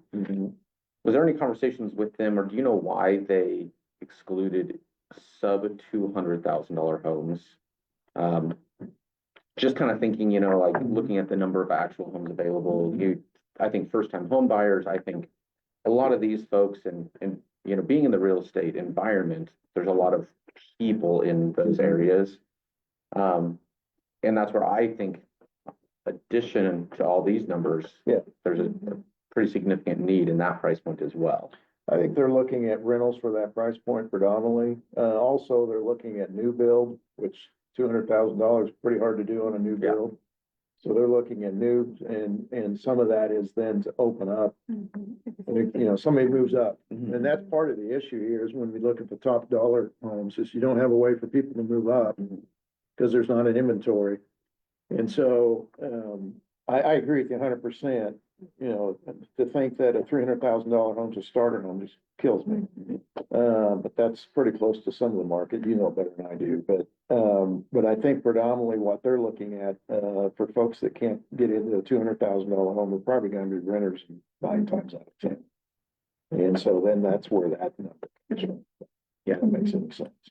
Good question. Yeah, I don't want anybody to think, we still need low income subsidized. So. And then on your analysis you did, just to be clear, the 1.3 is for all taxing entities. Right. Your calculation was not. Yeah, I don't know how much of that, but Because it changes every year. Yeah. So I just thought, yeah, exactly right. Thank you, because I meant to say that's the total. And then you all would have a better sense of how much of that does the city get. But that's on an annual basis that increase would come in and that's just property taxes. You're gonna benefit more than anybody else from sales tax, or the city is, we are, the citizen. So I think that's a key piece too, is the sales tax piece. And then right now our school district's losing students. Wellsville's gaining students and will continue to do so. I think we can get to a point where our district starts to grow. Only by bringing people to the community, because our birth rates, we have a demographic cliff right now, which the schools are filling and the colleges are gonna fill. We just aren't any bodies, which is also a workforce concern of mine. Not insignificant. Do you on this, does something like this kind of get disseminated to groups of developers or people like that are maybe in a market to potentially look at Ottawa or Franklin County and say, hey, here's a kind of a fact-based need that they have. Yeah, I mean, anybody and everybody wants a copy can get a copy, but yeah, I've sent it to a lot of developers. I've got 2 developers looking at the community right now. Looking at this, I also send it to Bartlett and West and McClure, who's just like Bartlett, and PEC, who deal with builders and developers. Send it to other contacts that I have that might have an interest or know somebody that might have an interest. So it gets pretty well disseminated. Actually, what I need to do, not just say that, is put it on the website. So I'll do that. Yeah. No, I just think, that would be great. The more, like you said, the more people that see it, I'm thinking, I'm a member of the Lawrence Home Builders Association, and there's, if people get to the point that maybe there's not an opportunity in Lawrence, maybe they'll drive 30 minutes and Feel free to share it. a few Tell me who to send it to, and I will. Any builders association, I'll be happy to. Paul, thank you for going over this housing study. As a matter of fact, you answered my comment from later on. I was going to ask about when we were going to see you about the housing study. So thank you. I appreciate the information. I was actually just in Olathe yesterday at a Home Depot, ran into a contractor that's working in Wellsville and was having a discussion with them about the housing study. Everybody's under the notion that they think that Wellsville will eventually be Gardner. And will eventually, Wellsville doesn't want to be. That's not, that was part of the conversation we had, certainly, but that's kind of the notion they feel. So certainly we're gonna feel some of that growth coming up too. You mentioned it a couple of times, and I don't know if you've listened to talk radio recently, but Black and Veatch is gonna do a big thing up in Overland Park. It's over a $1 billion investment. And they're asking for $250 million in TIF from Overland Park. And that's a big discussion they're having right now because you have the one side, and this is what we're gonna have to have discussion about eventually when it comes to investors. Mhm. Yeah, you have the one side that's taxpayers that why are we funding this? We shouldn't be. They're a big company or whoever, they're an investor. Mhm. But then you have, the other side that you've mentioned multiple times of, yes, it's an investment it's an investment. Right. Because it's an investment by the taxpayers, that hopefully you'll see that return on Right. via, like you said, spending money for eating out or those folks paying, local taxes and things like that. So certainly great information. I really would say that if anybody has any concerns, to reach out to any one of us. I think we could disseminate some of that information that you're discussing. And certainly have a discussion with them because I don't think they see that big picture. A lot of times taxpayers don't see that big picture. Nobody wants to pay that tax bill. No, I don't. Exactly. But if you see that ROI, from, 344 more houses, that's the big picture that everybody needs to see. So. Well, and I think the other part, we look at it from the government revenue side, but I think it's also important to look at, how much more business can the downtown business get? Can their income go up $5,000 now a year because of more people? I think that's something that the taxpayers sometimes forget is, well, I see my tax bill, but it's related to what's happening to some of this investment that we as a community have to make, to your point. But it's a balance. None of us like paying a lot of taxes. Well, and if you read any social media comments, they're asking us why we don't get a Chipotle and why we don't get things like that. Well, when you see growth, then they will come. Yeah. So that's the other benefit for it. Yeah, I know the comments. It's all of that's driven off rooftops. I'm busting my tail to get a grocery store in Wellsville because it's a chicken and an egg. And the pushback is, well, there's not enough rooftops. Well, if you put a freaking. So it's the same thing with these chains. They have their model. And it's all driven by rooftops. And so once you hit a certain threshold of rooftops, you may see a Chipotle or you may see, but I think the other thing the community sometimes forgets is the city isn't, hey, we'd like a coffee shop, or hey, it's the private sector that's coming to the city and saying, I want to open a shop. So sometimes like, I've seen where residents say, well, why did the city, open a new Mexican restaurant? Well, the city didn't open it. It's the private sector.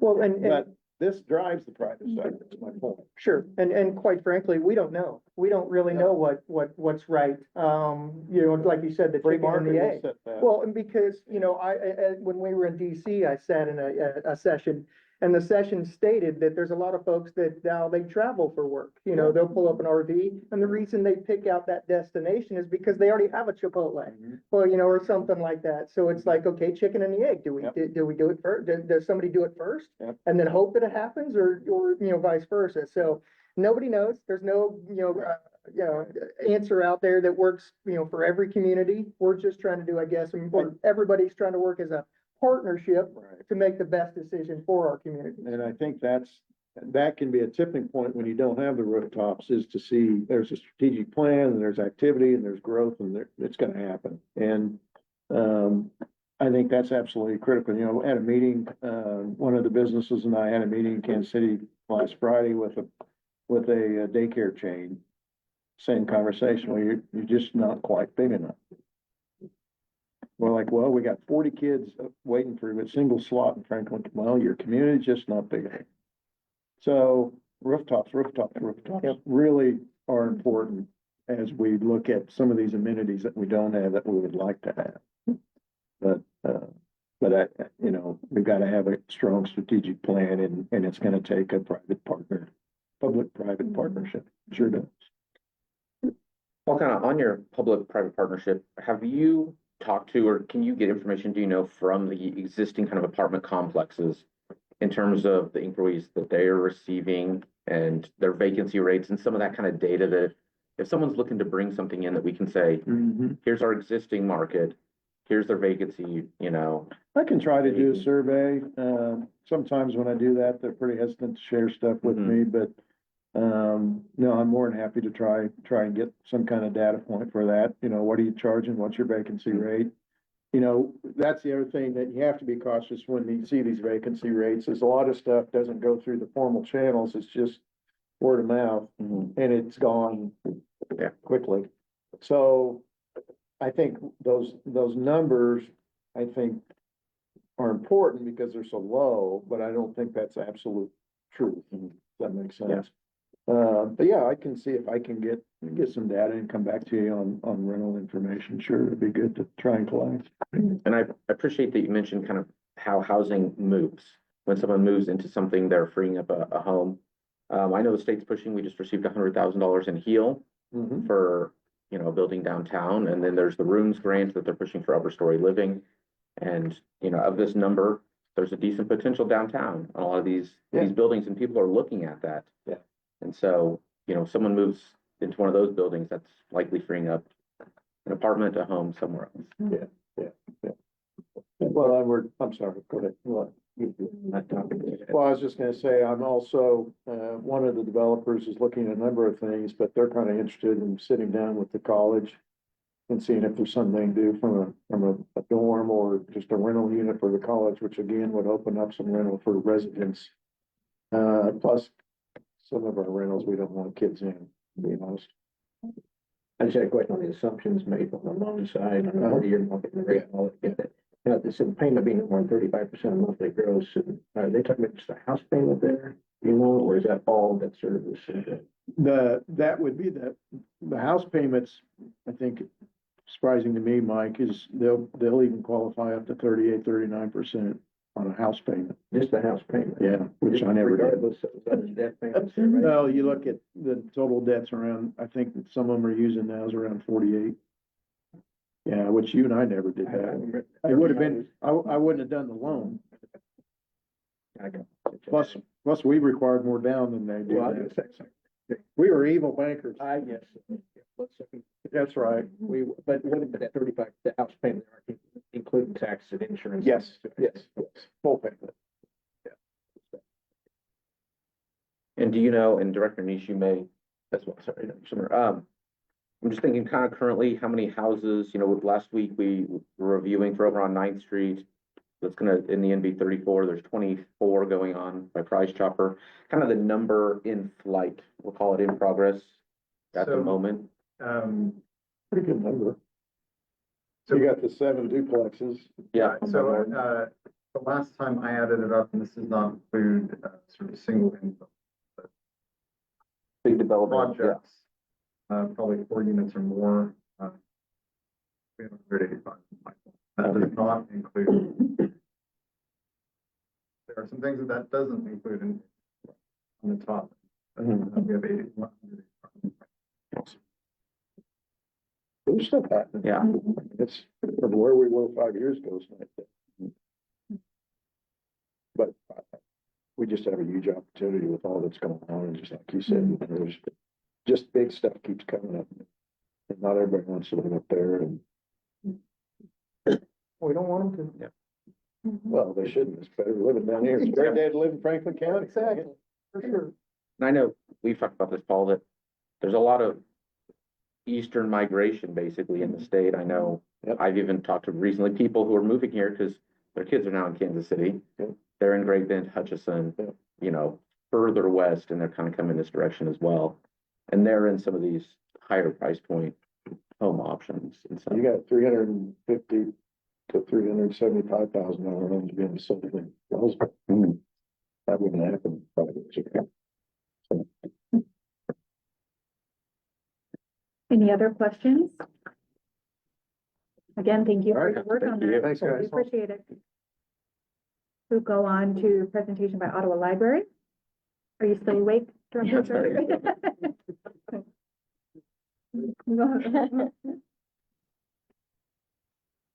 Good morning still. yeah. Barely. Just giving you some updates of what we have had going on the first quarter of 2025. We did our 10th annual O-Town Reads with The War That Saved My Life by Kimberly Brubaker Bradley. We disseminated 600 books in the community, and of course, we encourage community members to read and pass those books on. The author actually presented through a Zoom session at OMA on February 18th. So it was great to hear from the author and why she wrote the book and her ideas behind her topic. I believe last time I spoke, for the fourth quarter of 2024, I gave you some stats for the 2024 State Library report. I wrote those down, and as I was writing those, entering those and figuring out our daily stats based on that, I'm pretty sure I talked about those on that report. So I will pass over that for now. The 2024 Nichols Focus Grant gave us money to put two new meeting room spaces down in the circulation area. Those spaces are completed now, and they are being used quite frequently by our community. So that is wonderful. If you haven't seen those, I encourage you to go down there and check those out. We did a partnership with the National Forest Project. We had 98 trees that were given out to community members. They sent us Plains cottonwood trees. So those have all been given out the end of April. Our spring break activities, we had activities going 4 out of the 5 days for spring break here at the library, and we partnered with OMA and did bingo. One of those activities was having a teen after hours where the teens came in after the library closed and had Nerf wars, and they had a lot of fun doing those. More recently, we did the Franklin County Children's Literature Festival. The Littles event was held at OMA for K through 2nd grade, and that was on April 29th with the What If puppets coming in and doing Shiver Me Paintbrush. We had 760 in attendance for 4 different showings of that. The Literature Fest actually happened May 15th, just this last week at Ottawa University, and that was for 3rd through 5th graders, and we had 8 presenters for that, and we had 618 in attendance for that. Upcoming activities that the library has tonight, we have an indoor movie night at our 204 South Walnut Street location. The movie will be Dog Man, if you haven't figured that out from the clues that have been put on the poster. The doors open at 5:30. The movie will start at 6. We'll have popcorn. We encourage people to bring chairs, blankets, snacks, drinks, and enjoy an early movie night in celebration of the end of the school year. So we will have that. And that kind of kicks off some activities for summer reading. Our opening day of summer reading, our theme this year is Color Our World. Opening day is Wednesday, May 28th from 2 to 4 in the afternoon here in the parking lot. The Friends of the Ottawa Library Bookstore will be open, which is located down the alley. And anybody that registers that day in the registration packet will get a free coupon to get a free book at the bookstore. So I encourage people to come and register during the day that day to get that free coupon. If it rains, we do have plans to move it to 204 South Walnut Street. We will again have community organizations and businesses with booths at our fair. So they have all agreed that they will move to Walnut Street if it's raining. It did rain on us last year, and all the kids did have a blast, but they all got very wet. The Friends of the Ottawa Library, they this year decided that with a membership, when their membership card, they are giving 8 free books to anybody that pays for a membership. So if you haven't paid and would like 8 free books from their bookstore, please pay a membership with them. If you have, you should have gotten your card in the mail that has the punch outs for those 8 free books. And that's all I have. Do you have any questions for me? Any questions? That's a lot. That's a lot of things happening in the library, so that's exciting. So thank you very much. Thank you. And we will go on to Ottawa Main Street. Director Estoppel. I thought I was almost gonna get to say good morning and good afternoon, but good morning again. All right. Main Street has been busy.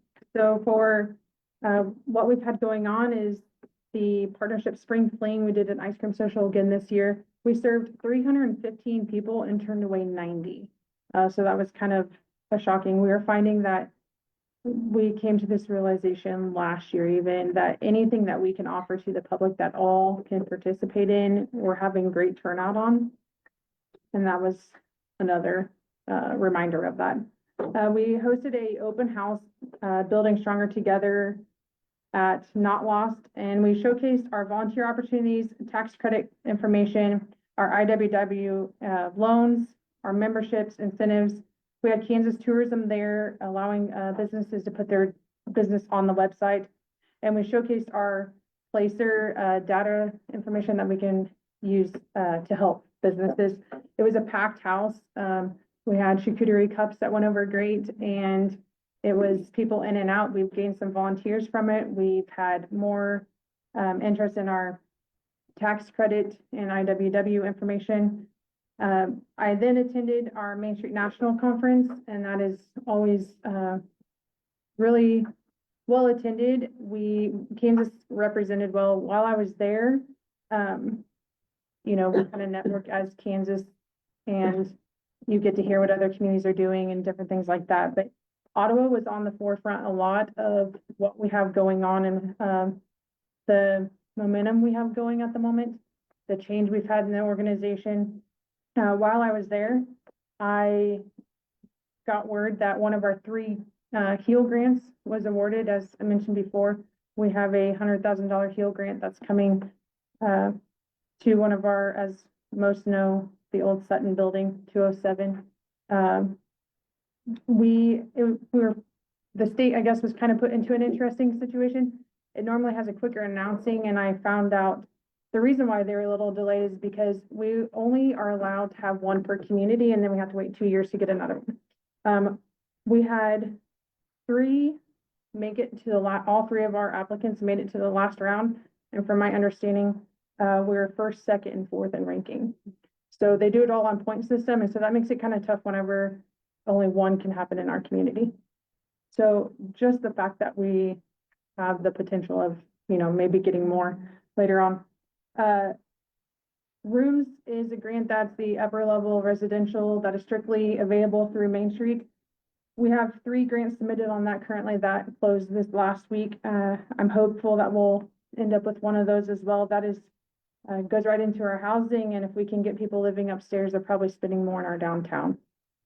Currently, I'm working on hopefully finalizing today signs grant, which would be for signs downtown. This is through the Kansas Department of Commerce.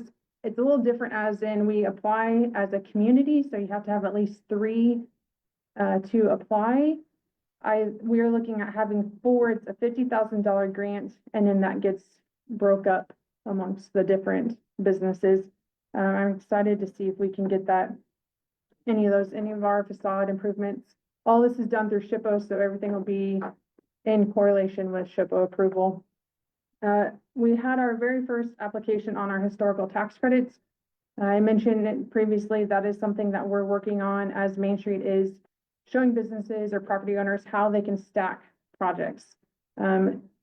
You know, a roof isn't a very aesthetic thing to look at or money to throw, you know, but they're a needed thing for the buildings. In order for our buildings to be standing in 75 years, if we don't do the maintenance to them, we're gonna have issues running down. So if we can show the things that you can stack or grant opportunities to these, the tax credits alone cover anything from roofing to HVAC to floors to walls, plumbing, electrical. So whenever people are doing a full scope, it's easy, you know, there's a lot that can qualify there, but a lot of people don't know about it and aren't aware. For example, our HEAL grant, if we stack that together with historical tax credits, that's a huge incentive on redoing. I mean, that's a gut project, you know. We should be hearing back on our first applicant on that tax credit soon. We held our first Easter egg hunt downtown with over 16,000 eggs. And I've never seen so many eggs out and about, but then also disappear so quickly. It was chaos of, you know, eggs everywhere, but also a great turnout. We had over 800 people downtown that day. And we also did a hop to shop with some golden eggs in the businesses, and foot traffic was increased downtown. We wouldn't have been able to pull that off if it wouldn't have been the partnership with the Ministerial, I can't say that word very well, sorry, coalition. They helped purchase the eggs. It was over $6,000 in eggs. And our goal is the reason why we, hid empty eggs was so that we can reuse them next year and not have to keep shelling out $6,000 each year on eggs. We held the Corvette Car Show on the 26th. That is the third year of us holding it downtown. We had over 800 in attendance on that one as well. And we went from 31 participants last year to over 57 this year. We are in full swing of our third Thursdays. They go from April to October, and we're starting to see, last year, we started out in April with 4 vendors. This year, we started out with 15. When going back and looking at like return vendors, we only have a couple return vendors, and I was kind of concerned about that.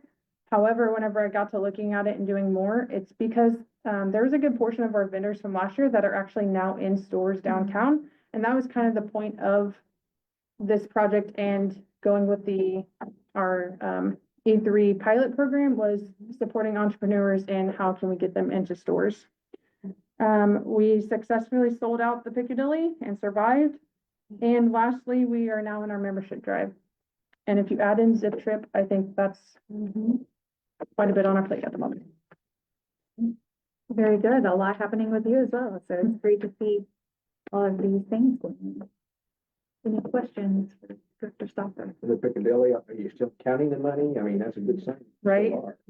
We do still have some that's coming in, but I know that we made more than we did last year. Thank you. Thank you.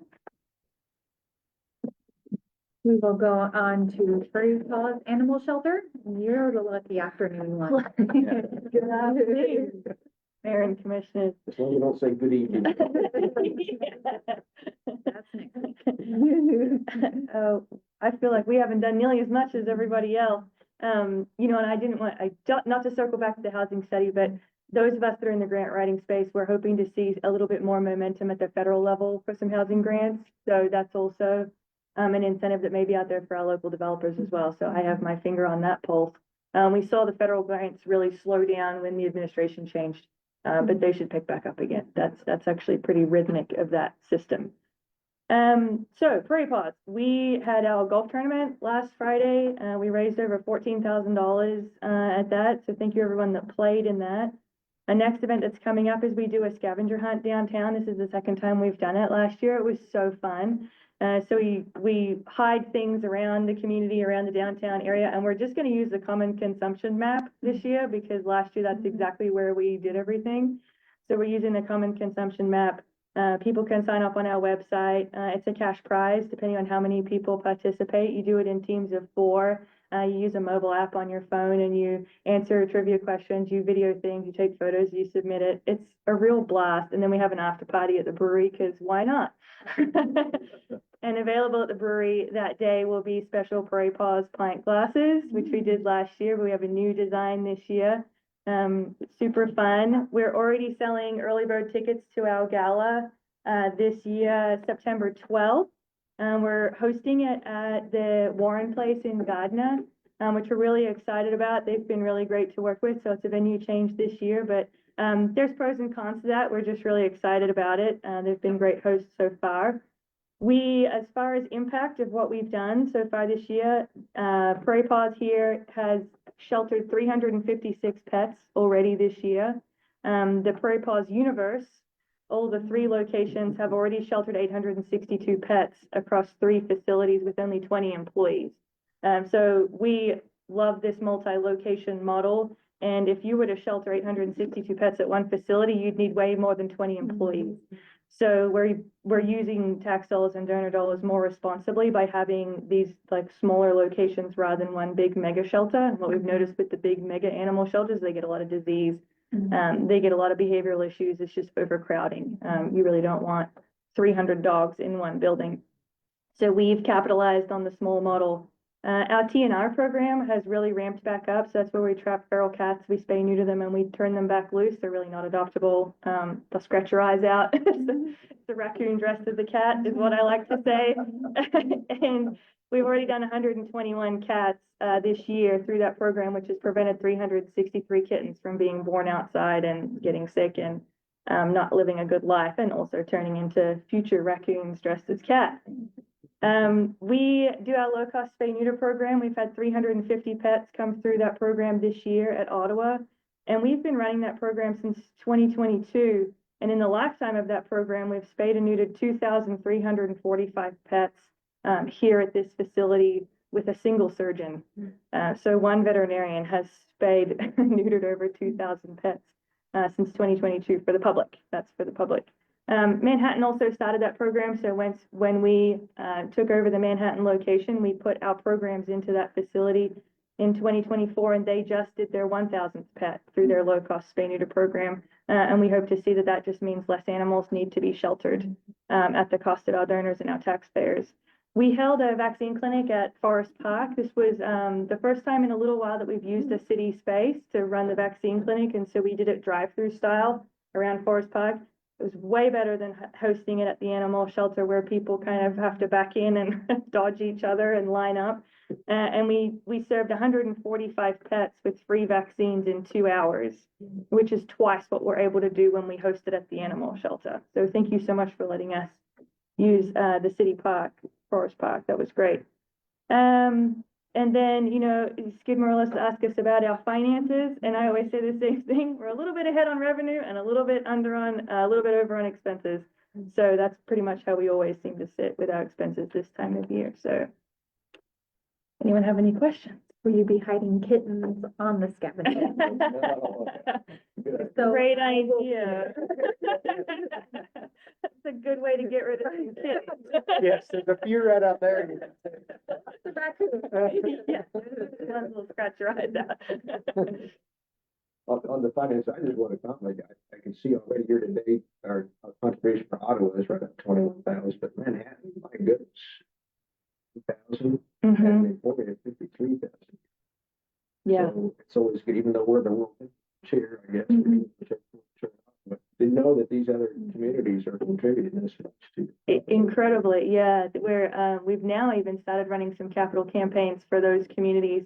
They've just never had a charitable mechanism.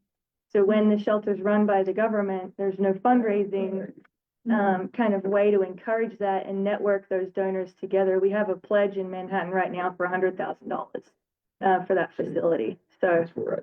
It's great. On track. I saw you had an intern in KDHE, was just a veterinarian that came in and did some of these surgeries. Yeah, every year we get an intern from K-State that is a graduated veterinarian that is licensed, but not very experienced. Okay. And they hang out at school for an extra year, and they spend all their time at the prairie pauses. Can you tell us what that was?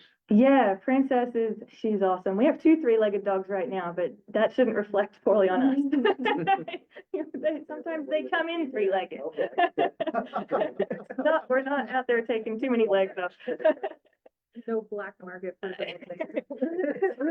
There is a discount. No.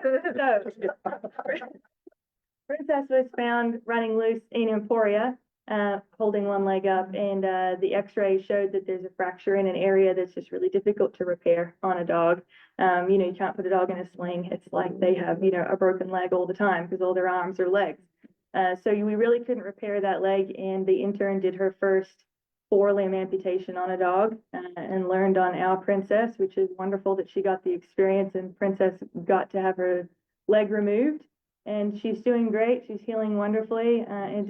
We got the surgery for free, which is typically like over $1,000 surgery. So it's just an amazing partnership. And the partnership we have with K-State is actually about to turn 10 years old.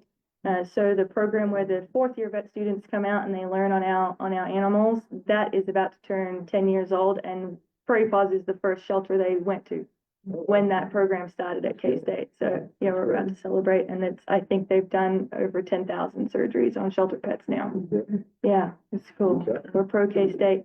And I had made an announcement, I believe, at the end of last year that we received a grant to purchase and construct a mobile spay-neuter clinic. And it is officially halfway through. So it takes them about 10 months to build those.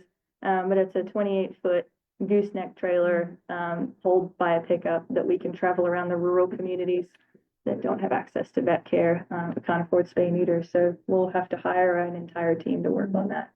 But it exists. It is a box on wheels. It's about as much as it is. Yeah. Any other questions? Okay, well, thank you. Thank you. Next, we'll have item 11E, project updates by our city manager, Silcott. And we'll, make fast work of this, as there's not a whole lot of change over last month's, and in fact, we'll look at transitioning this, to more of a quarterly formal, and then if we have any significant milestone progression in our projects throughout the month, we'll just annotate it during manager comments.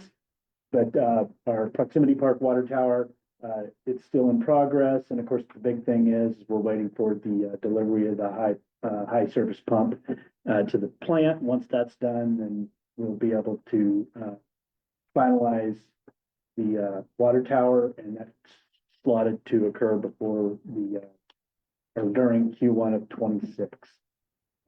The water plant generator, this has been ordered. We have a small change order for the pad and location, and then it's completed in November of 25. Our residential electric meter replacement program continues to progress.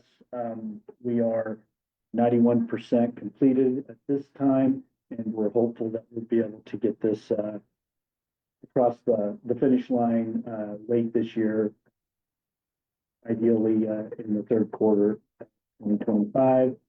And what I'll do here is show that we have made significant progress with 200 meters installed since this report in April. And we have remaining 315 meters, but 290 of those are downtown and what are known as A-base meters, which require thorough planning, as it's an older style of metering and wiring for that. This is kind of the history of our meter program, these next two slides. And so I want to highlight that we've been averaging 500 electric installations per year since 2018, with this starting during a trial period in 2016. The commission authorized 200 meters to be fielded. And then we have 916 meters installed by 2020. Another 366 occurred in the year 2022. Then in 2024, following the storm event in July 31st of 2023, we really focused on getting this across the goal line, and not only getting the meters in place, but the software and everything to get that to be able to start talking to each other, so that we can eventually roll out some sort of a system map. So we had 712 in 2024 and another 341 with 521 meters remaining this year. And what this shows is that we have,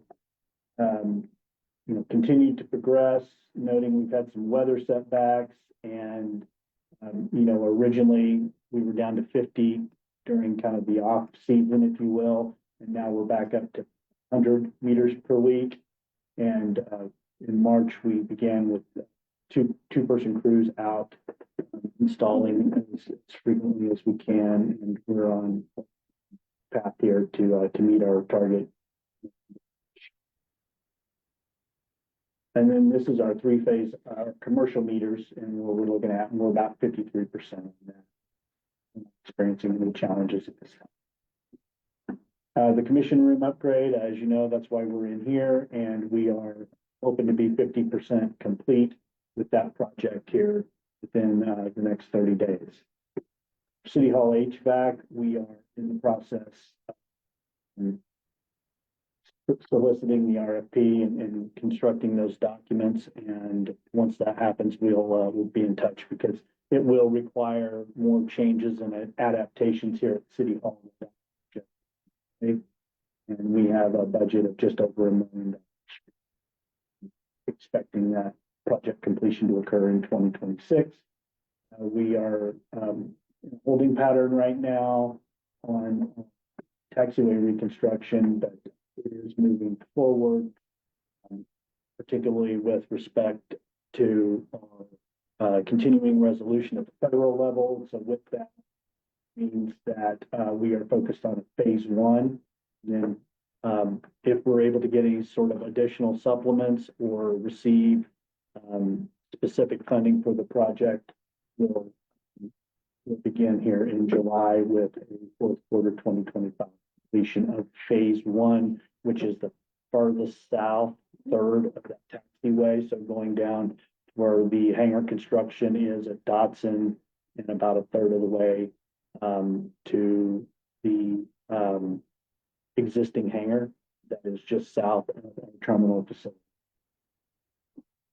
And that concludes my report. If there are no additional questions for myself or a member of the team, if so, we're ready to answer them or find the answer to them. If we don't have them off at the top of our heads. Any questions? Nope. Thank you. We'll move on to item 11F, Estoppel certificate for 2202 East Wilson. This states that the special use permit will continue with the property and the property is in compliance with the terms of that permit, and you have Director Neese presenting. Thank you very much, Madam Mayor.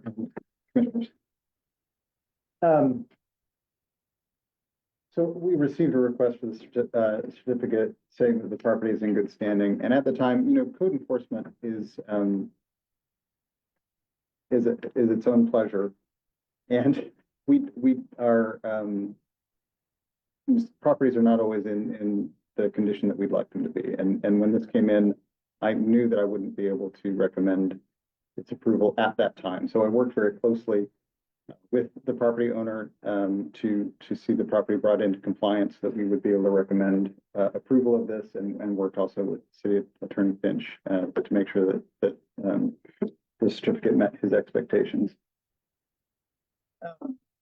It is a salvage yard, if you're not familiar with this, up on the northeast side of town. It was annexed in 2006, and that ordinance for that annexation included the text of the special use permit that the Franklin County Commission had already approved previously, and that we would continue to honor it.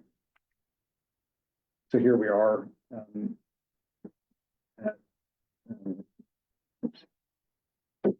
Basically, Bennett and Wilson are just east of Bennett. What specifically I had concerns about, and you see it here, is that they had been using this space outside the fence, and that really is not allowed for the special use permit. There were some areas also where it appeared that things were stacked higher than the fence, and that is also not allowed for the special use permit. So we worked to get compliance, and that has been achieved. I appreciate the work that the owner did there to do that. And as I said, City Attorney Finch has reviewed and approved this certificate. There's no direct cost. And we are just recommending we receive and file this. We wanted, because it is a significant property, we wanted you to be aware of it, but it is something that the manager will still probably signing. So, happy to answer any questions or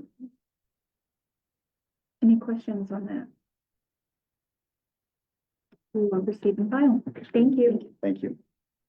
We'll move on to comments by our city manager. Honorable Mayor and Commissioners,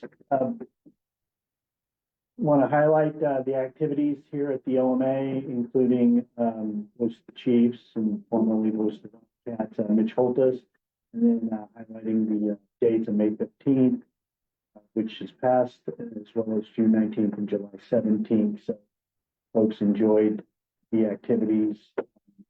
15th, we asked that they come back for the free music bingo from 7 to 8. We want to invite folks to attend if able and if the weather is conducive to the southwest corner of the courthouse lawn for Daughters of the Society for the American Revolution, or the DAR, for a tree and plaque. I'm not going to say it this week, but to honor American independence. And that actually is the one that changed to Friday the 23rd. at 12:30? 12:30. Okay, I think, and you said Yeah, that last yeah. time, I apologize. No, I just want to make sure everybody. Okay. In fact, we got a little card in the mail after that. Yeah. And that's what Yeah, through me. yeah, and it's, So I thought yeah, Thank you. Some operational highlights here. You're seeing, at our electric production facility. Folks don't realize that what those are big chillers, and that's how, it helps to keep our generators cool when running, and so the folks are just doing regular ongoing maintenance, and I think that, we often take for granted the luxuries that we have and just the amount of effort that goes into keeping things functioning properly without even doing any sort of significant upgrade. It's just, this is how, though, you get equipment that's supposed to last 40 years. And that's how we're able to get 70, 80 plus years out of our equipment, because we do take such good care. So that's what you're seeing an instance up here. Want to highlight the splash pad opening, and it's been well received. I want to show some work here of our street department where it's kind of broken down into parts. There was a huge pothole and some separation in the curb and gutter area, which was related to a storm drainage pipe under the roadway here in the 1000 block of South Mulberry. So what they've done is obviously excavated the road surface down to this culvert pipe. And of course, the real significance of the base is down below this pipe. But we do have a subsurface mix up to that. And so this is the infill that's occurred subsequent to the repair in the pipe. And then our crews relaying the brick back in place that they had to remove in order to affect the repair. And then you can see where they were the curbing to that. So it's not as simple oftentimes just putting asphalt into a hole. Most times what our crews are doing, they may, because of either the frequency or even the window for the weather, what they may end up doing is throwing that asphalt in and tamping it down, knowing that they'll have to go back and then do the same thing, even if it was asphalt. They'll have to go down to the base, repack that base, add the subsurface, and then that surface material. So I just want to try and use this as an opportunity to educate that it's not as simple as simply putting asphalt into a hole, because that is literally a Band-Aid. And then want to highlight the recent opening here of the Flint Hills Trail overpass segment. And I want to thank Commissioner Skidmore for providing 2 pictures, and then also from Ottawa Bike and Trail and for their event that they had for the ride out to the overpass segment. The folks are able to utilize this really wonderful amenity that our community has. And we are very fortunate to be literally at the crossroads of 2 of our state and our larger regions trail systems that come right here through Ottawa. We'll tell you, it's a long walk out. Mm-hmm. And then if you're walking out.